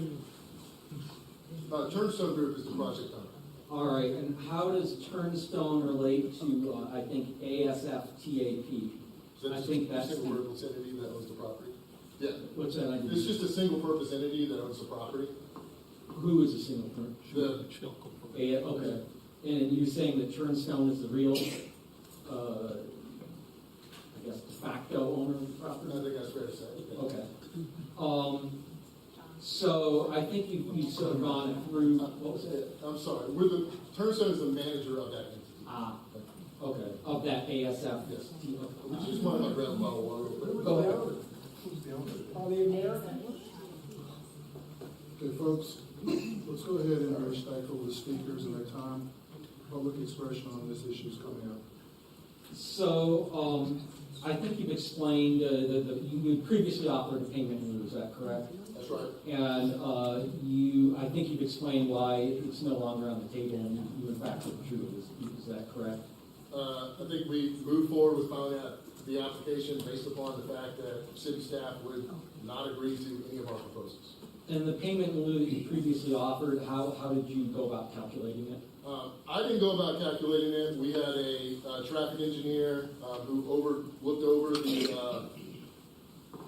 the 2018 TIA. I don't believe they ever actually did any review of the 2022 TIA, contrary to prior statements, but they looked over the 2018 TIA and estimated based on kind of the work that we believe needed to be done without including right-of-way acquisition, what the reasonable cost of that would be. Well, it's interesting that you say that. So I believe you did mention your correspondence with the city attorney, Mr. Wilson. Did you author a memorandum addressed to Mr. Wilson that was dated January 10th, 2023?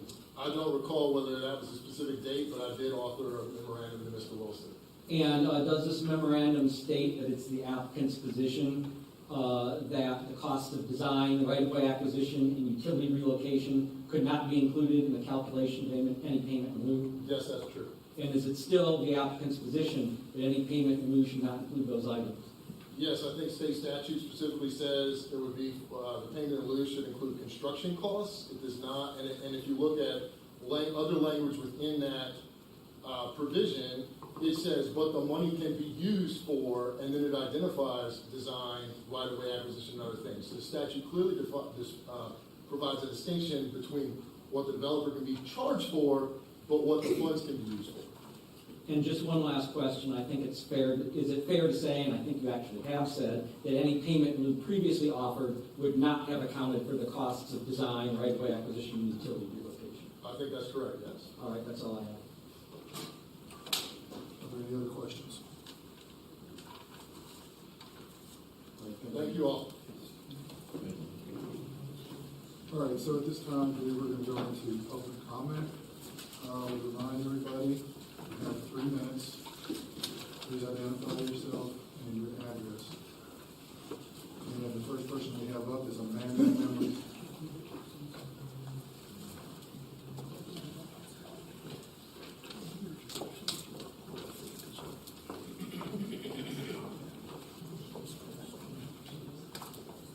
My name is Amanda Memrick, and I live at 104 Timber Ridge Road. I'm here today not as one individual, but to represent communities that have come together yet again asking to be heard. For 2 years, we've come before City Council to share valid concerns about protecting groundwater, preserving the watershed, and guarding public safety from an influx of unmanageable traffic. In 2022, I learned that my cul-de-sac street in South Hill Estates would be opened up to provide a cut-through for the 622 home development, altering a neighborhood that has been serene since the 70s. I soon learned that the problems don't stop at ground level. The proposed development is in a critical watershed and critical mineral area that could impact the groundwater of more than 125 neighboring private wells. With the mass grading required of this hilly, tree-covered site, groundwater could be impacted as the soil is exposed to oxygen and heavy minerals are released. This site is similar to the geology near Allen Steam Station down the road. Remember what happened to people's wells there in 2015? Heavy minerals were released, making well water undrinkable. What happens to our property values when our well water becomes unsafe? My neighbors on Henry Chapel Road face similar issues concerning well water and more traffic than roads can safely handle. But at least my neighborhood's name wasn't stolen. Henry Chapel's AME Zion Church has existed for 150 years, and the cemetery holds marked gravestones dating back to the 1850s and several unmarked graves. The Henry Chapel name has history behind it, but someone who knows nothing about that history wants to use it for profit. Has this developer exercised due diligence? Have they walked the property? Have they seen the stream and the deep ravines? Have they looked at the old gold mine? Do they know the bedrock those hills hold? Or did they just see a big empty piece of land on a map and decide to put a high-density development there? Has the developer reached out to neighbors? Have they tried to get a sense of these communities? This Atlanta developer has no ties to Belmont. They don't want to be good neighbors. Instead, they insist on following ordinances in place in 2017 because they can. Even in 2017, however, there are still rules requiring building in a critical watershed and requiring an adequate environmental survey. The developer shouldn't be allowed to bypass these regulations. If they aren't willing to provide proper documents before work even starts, how can you trust that they'll actually follow the rules when construction begins? The residents of Southville Estates, Henry Chapel Road, and Belmont have compiled their concerns into a presentation that clearly outlines several glaring issues with this development. The next few speakers will be presenting this information, and we urge you to listen carefully. Examine all the issues about to be presented. Weigh whether the benefits outweigh the costs, and then vote no. Thank you.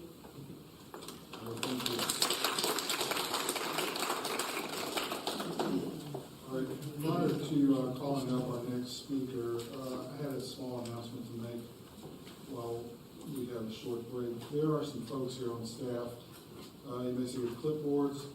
If you would like to sign up to be part of our comprehensive land use plan update, see one of these folks and put your name down. All right, with that said, our next speaker is Chris Hardy.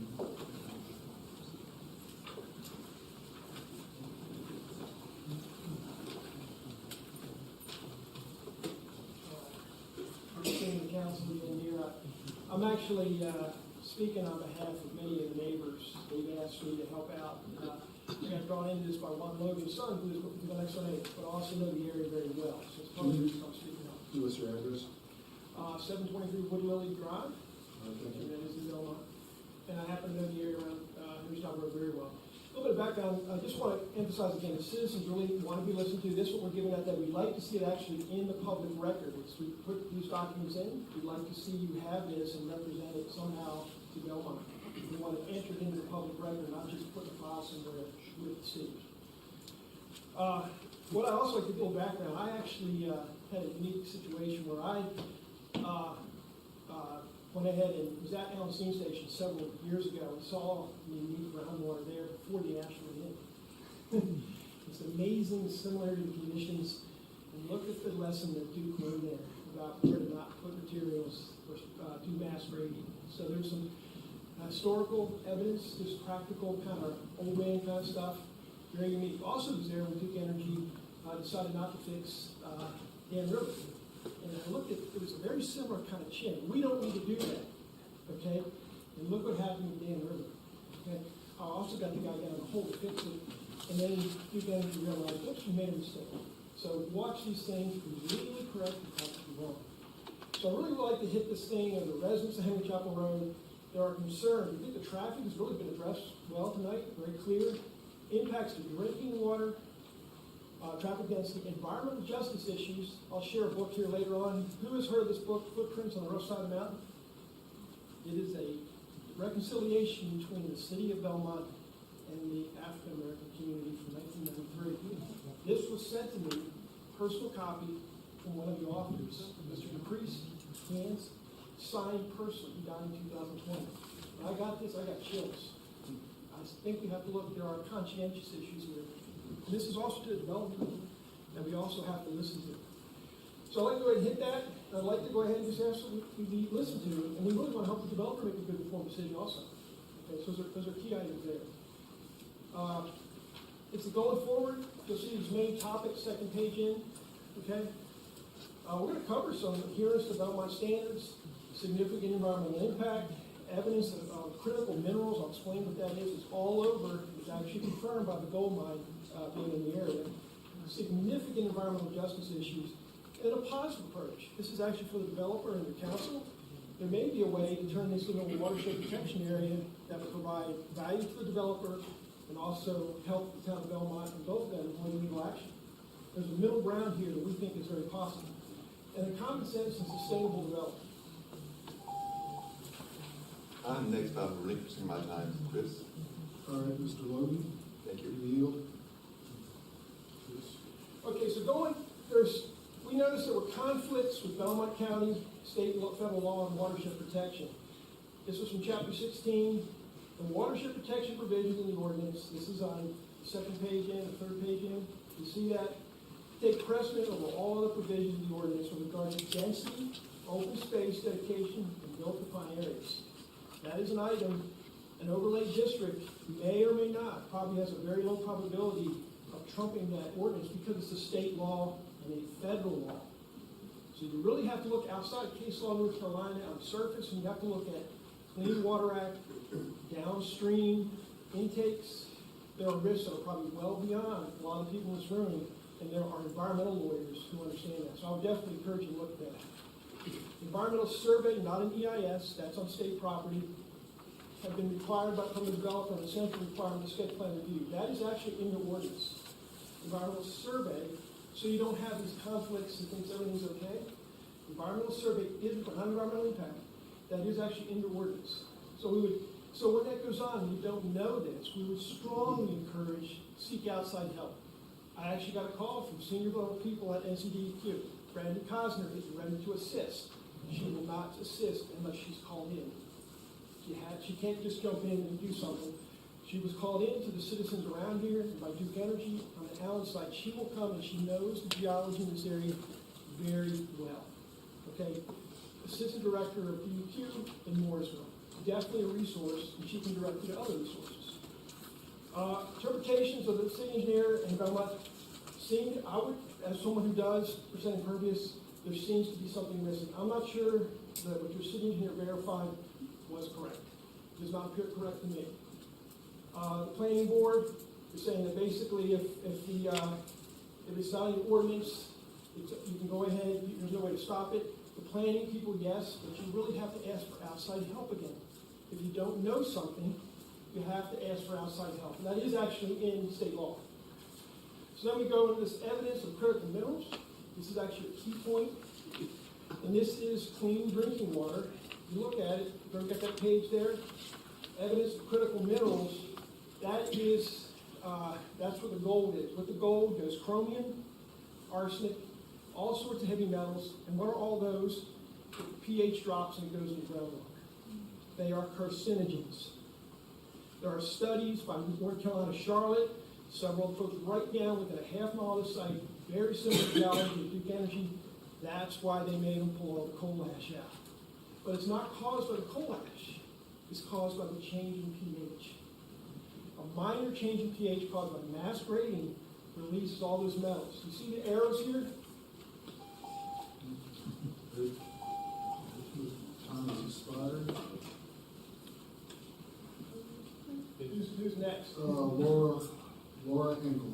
I defer my time to Chris, please. All right, Ms. Hinkle yields. All right, so if you look at that, the arrows, there are over 125 residences with drinking water wells right next to the site. We're talking like 100 feet away, 200 feet, up to 500. That is within the zone of influence of those wells. People say, well, how does that all get in there? The fact is that it's clean drinking water. It can influence our property values. It's within the zone of influence once they start grading.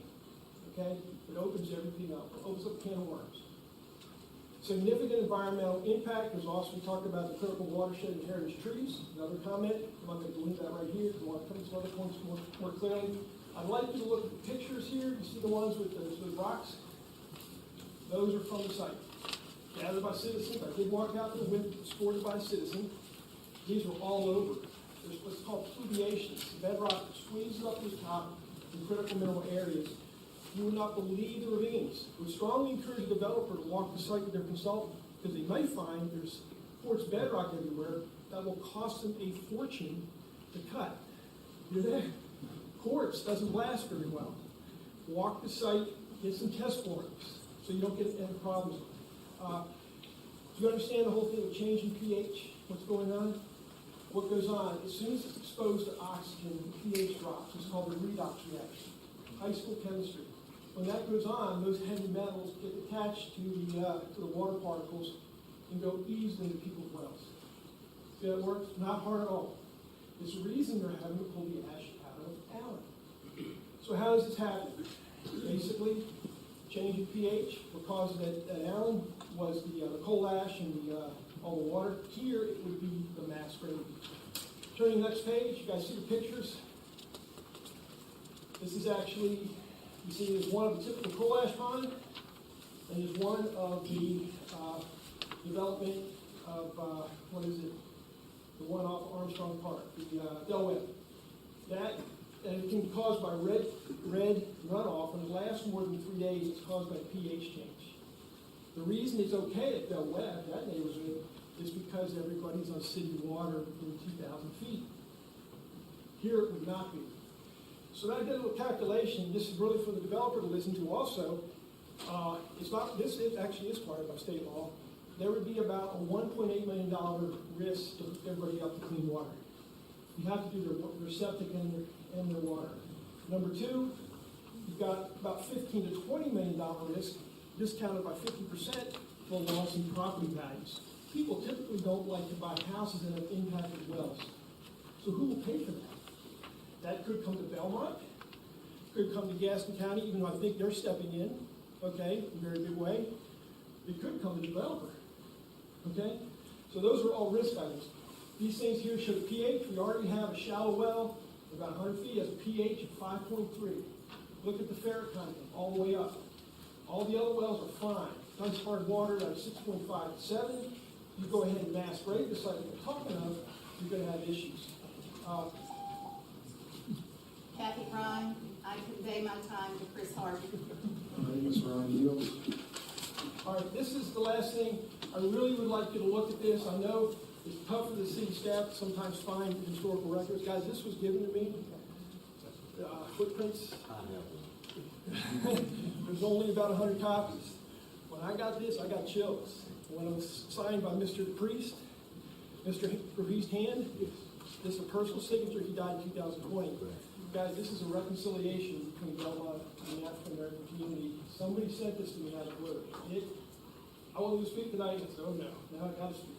Guys, there's deep heritage, there's history. This tells you, for the planning staff, all the history that you might have missed. It tells you where to find it. Guess where it is? Where? In people's homes, churches, and Belmont Ave. There's plenty of history on this, and on that neighborhood. You've got to go find it. Boy, it's right in our backyards. So I would strongly recommend it. Now, I did say about a positive thing. There is a much better approach to low density here. This could easily be developed as a watershed protection area. And I know that there's something like this up in Mount Hope. They have land that they set aside in a sensitive area. They can trade credits. So you have higher density in one place and do it another way. This could be a thing where the 2/3 separate sensitive area could be turned into a watershed protection area. That would have to be purchased. The other thing is the other third could easily be an assisted living center, which tends to sell at very good prices for land. Okay? Very good prices. I would say look at a more sustainable approach that protects that extremely sensitive area that is also upstream of 2 drinking water intakes down less than 10 miles. We don't want the developer and or Belmont to be responsible for impacting water and not seeing the unintended issues. So it is issue of legal potential impact to the developer too. They haven't looked at this. Would strongly encourage them to walk the land. Would strongly encourage them to get some test warrants and not just look at the surface, because that's where there's a lot more risk there. So what I would say, the answers, I would say vote no to this now. Number 2, though, sit down with the developer, bring some outside experts who can go ahead and give them some land value that is sensible. Also, I can tell you, I need to say this, but SCLC, Environmental Defense Fund, has called for citizens already. This got on the radar. If you get caught on that, you saw how interviewing things is a big issue. Look what happened to them. This could destroy reputation of developers and anybody. We don't want that. Why not do something common sense, set the land aside, become a hero developer who does sustainable development and go ahead and do maybe an assisted living center with a fraction of the traffic. To me, it sounds like a good idea.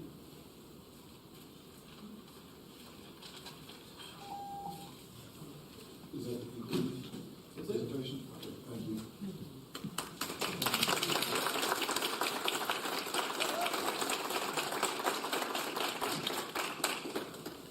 All right, next up, I believe we have John Ryan. I was gonna yield too, so I'm good.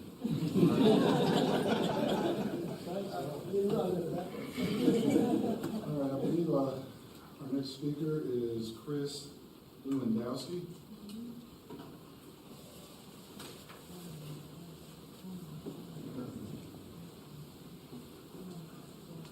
Good evening, and thank you for listening to the talk. With everything that's. Can you go ahead and give us your name and address as well? My name is Chris Lewandowski. I live at 16 Bowen Drive. I'd like to present a thought to the committee. All of the parks in Belmont are up in town. There's a perfect area, Section 3, I know because I live right on it, that is a beautiful forest. It would make a beautiful greenway public park, not one with trails in a community where people might want to go in publicly, and I doubt that the community would like that. But it's a beautiful area. A public park in the south end would be nice to have a picnic area, playground, walking trails in this end, since it's developing so quickly. And so I just wanted to present that thought to the committee and to the people here, that there might be a place in the land that's being proposed for development as a community. There might be a place for a public park in that area. And I want to remind you, Belmont will be a vibrant, multi-generational community that incorporates small town charm and heritage with an entrepreneurial spirit. Thank you.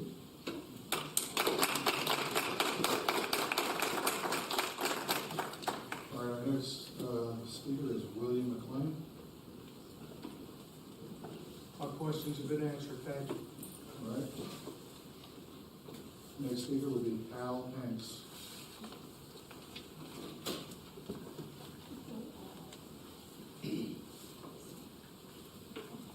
Paul Hanks, I live at 610 Davis River Road. A little over a year ago, a group of residents on Davis River Road met with Turnstone, and we gave them some concerns that we had about this development. One was Melvin Morgan's driveway, which they don't show on their drawing, and he's going to have to make a significant move of his driveway. They've had a year to come up with an alternative, and they've not replied to that concern. They're moving Davis River Road, but they have not consulted with any of the residents about moving that road, and it's a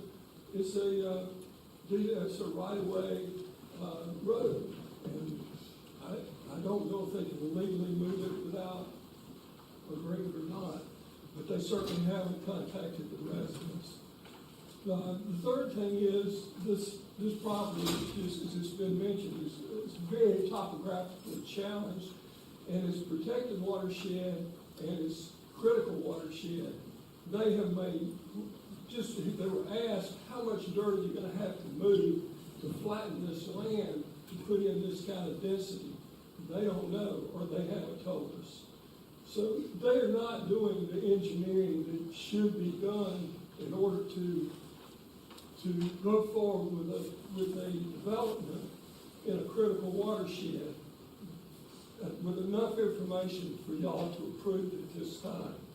The one other thing that we asked them about, we have a culvert under Davis River Road that is marginal. It's subject to flood. It's never washed the road out. But before this development could go in, I feel like that culvert needs to be improved just to protect the road. because there's only one access to these homes on Davis River. Thank you.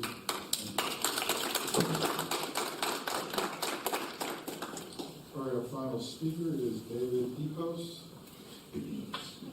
David Epps. Sorry, that looks like an O. No problem. My mother said I have terrible writing because she was on the Catholic school. My name's David Epps. I live at 54 Bowen Drive. I'm immediately adjacent to this development proposal. I'm down a little bit further down. Bowen Drive is one of the roads that wasn't included in the traffic impact analysis because we don't live in the city of Belmont, we live in the county. But guess what? Every one of those cars comes right by my road every day, to the point where I plan my day where I don't go out in the morning. I don't go out in the afternoon. I pick a time in the middle, which I can do. While I support property rights and development rights, there must be consideration of the neighboring properties along with the community in general regarding the future use and development of that property.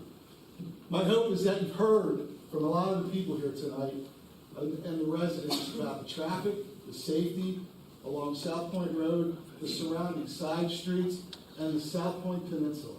Yes, we live on a peninsula. I think you've heard that enough tonight. I'm a licensed professional geoscientist with over 40 years of experience in the environmental field. Environmental investigation, environmental remediation, groundwater problems, challenges. That's my job. That's what I do for a living, and I've done it for over 40 years. The thing that I don't understand, that I haven't heard, even if this is a site plan development, but your own staff have told you that the soils of this property are not good for development. What's going to happen when these guys plow this land down and this soil becomes even less good for development? Not only that, but the recharge that it provides to my well that I use for drinking water, along with all the other people that live along my road that also rely on groundwater to supply their house for drinking water. I'll tell you what I think it means when they do this, is that you're going to see a lot more runoff. You're going to see a lot more runoff of oil and grease. You're going to see a lot more runoff of phosphorus that people use in their gardens and on their properties. They said they used a 25-year storm to model this. 25-year storm doesn't count for anything anymore. 50 or 100 years more likely. My experience tells me that there's going to be impact to the groundwater. I can tell you that from years and years of seeing environmentally contaminated sites and what they do. This hasn't been investigated. It's incumbent upon you all to think about that, and as you make your decision tonight, to understand that the residents that live here, the residents that are ones that are going to feel the impact of this development, are the ones that are going to have to live with it. Are they going to be required to post any kind of bond at all for future impact to my groundwater? I don't think so. They'll be long gone by that point. You know, Stowe Park is one of the things that brought me this town over 25 years ago. It would be wonderful if we see another park that's just, someone just said, down and have a Henry Chapel public park. It would be wonderful to do that. Find a way to do it. You know, a long time ago there was a song that was put out. People don't know what you got until it's gone. And they paved paradise and put up a parking lot. Please don't let that happen to our town. Please don't. Thank you.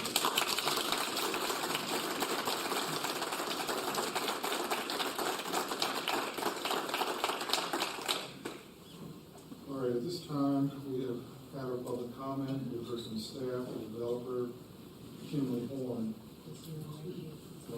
That being said, I think it's appropriate to go ahead and ask for a motion at this time. I move to deny the application based on traffic safety and the other evidence in the record. Second. All right, we have a motion and a second. All in favor? Aye. All right, motion passes. Thank you. All right.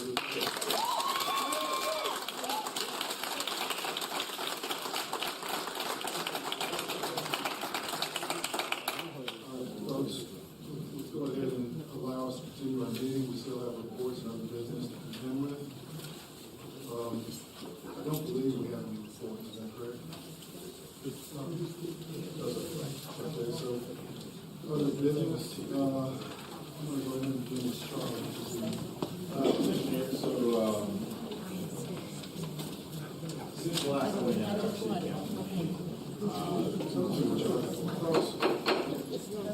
Please be quiet while we're reading.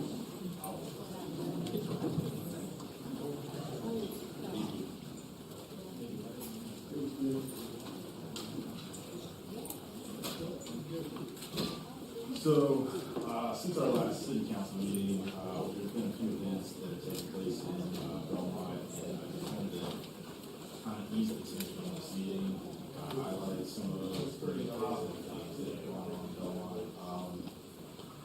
So back in March, we had the St. Patrick's Day bar crawl that was put together.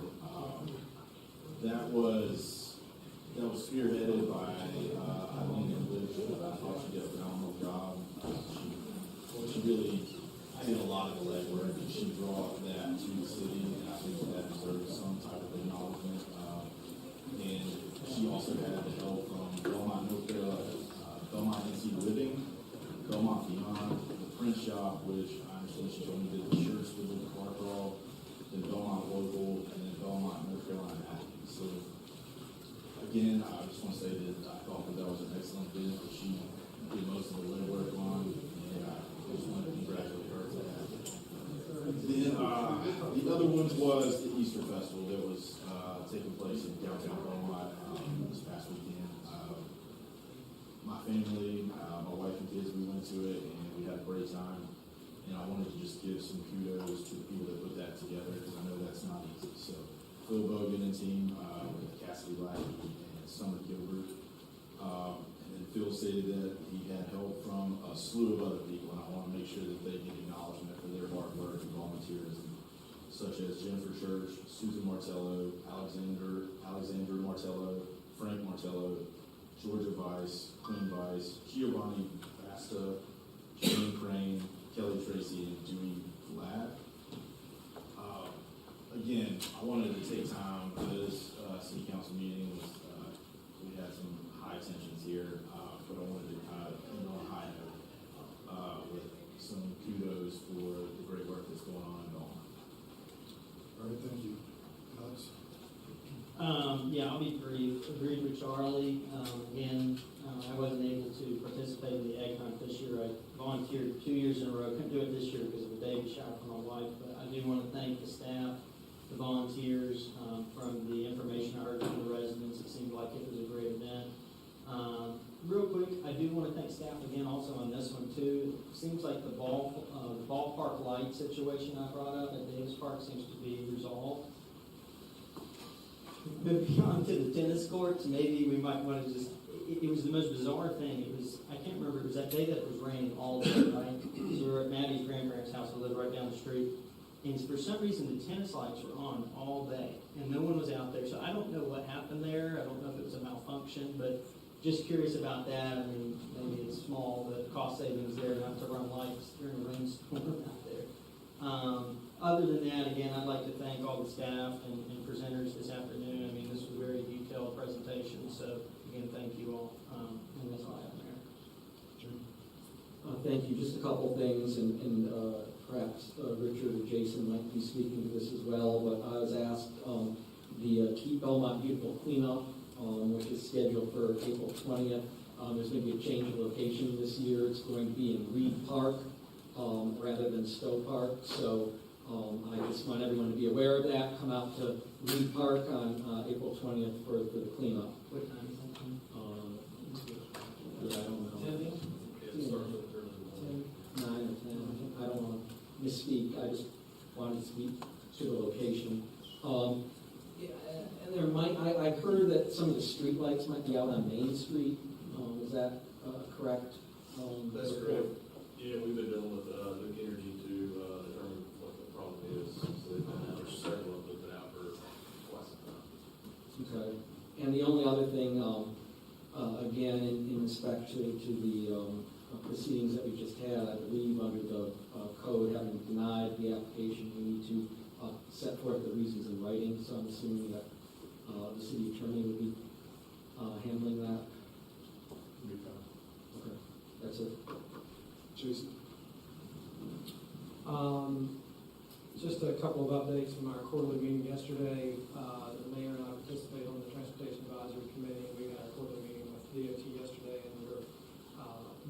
through some requested improvements with them that our city manager is in communication with them on, just, minor things right now. We have certainly our laundry list of major things that we ask them for.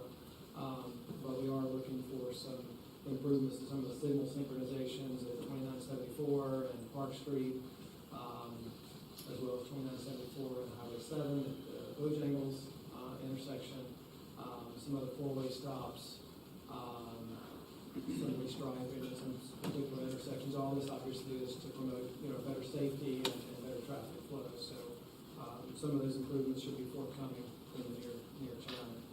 I would just add that our city manager knows I would have never done this as a kid, but I'm going to wish our Wolfpack fans in the room well on Saturday night. I know that we tune in, and I'll be pulling for them too. I will not. Go back.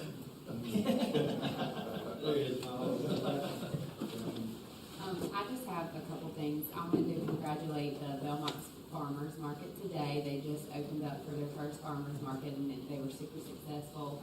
There was a lot of people down there, and I enjoyed getting to be a part of that as well. But seeing everyone come from town, and I love the new location where they put all the vendors. It was really nice. So congratulations to them. They did a great job, and all the volunteers that helped today get that up and moving.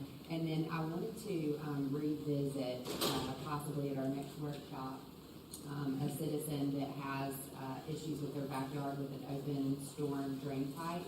That's something that I want to discuss, and I just want to make sure that I have it on record that we definitely revisit that. And then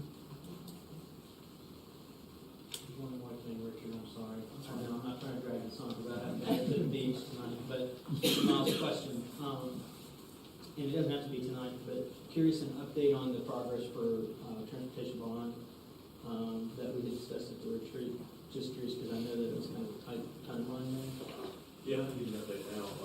So we engaged Gannett Fleming. We've met with Gannett Fleming like 3 weeks ago right now, and that was our kickoff meeting.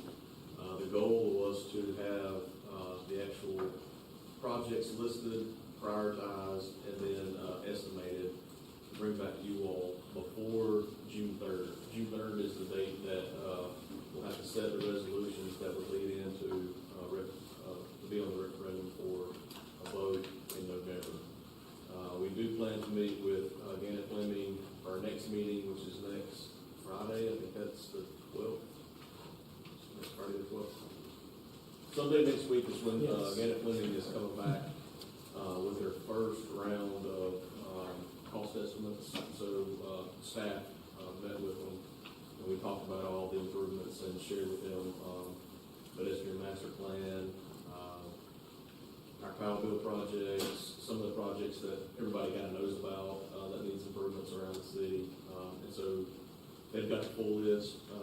That's the next step, is to prioritize and determine like how much you all would like to move forward with the bond. So I think we're going to put a deadline by June 3rd. So we had to get that list in front of you all, present it, show you our rankings, see if you agree, and then kind of talk about the actual dollar figure for those. Cool, thanks.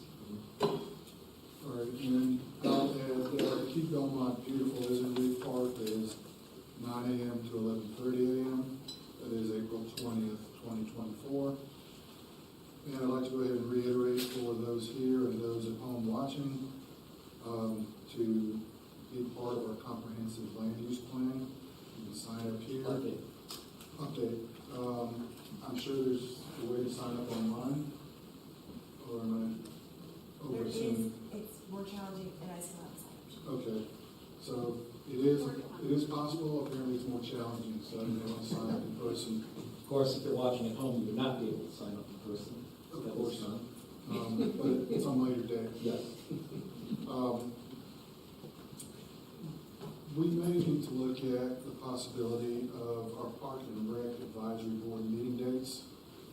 that was my second thing. I apologize. The possibility of they meet on Wednesdays, which is a difficult night for some to attend a lot of church services on Wednesday night.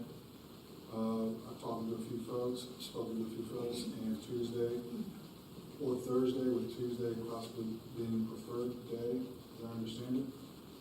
So if we could speak to our board, I don't know what the process would be to amend that date, whether that is a council decision, a board decision, or a joint decision. But we need to check everybody's availability and try to amend that if possible. What's that? The follow? Yeah, I don't know off the top of my head. Okay. I would also like to take a minute to thank everybody for their time on this. This was a long meeting. There was a lot of data and detail to go through. I know staff spent a great deal of time going through this. I'm sure the petitioners did as well. But I also want to acknowledge council. I mean, I know how much time that you put into going over these documents. I did speak to Councilman Heffer, and Easter weekend was pretty much spent going over these documents. I've gone over them. I think everybody, all parties exercise their due diligence. That is all I have.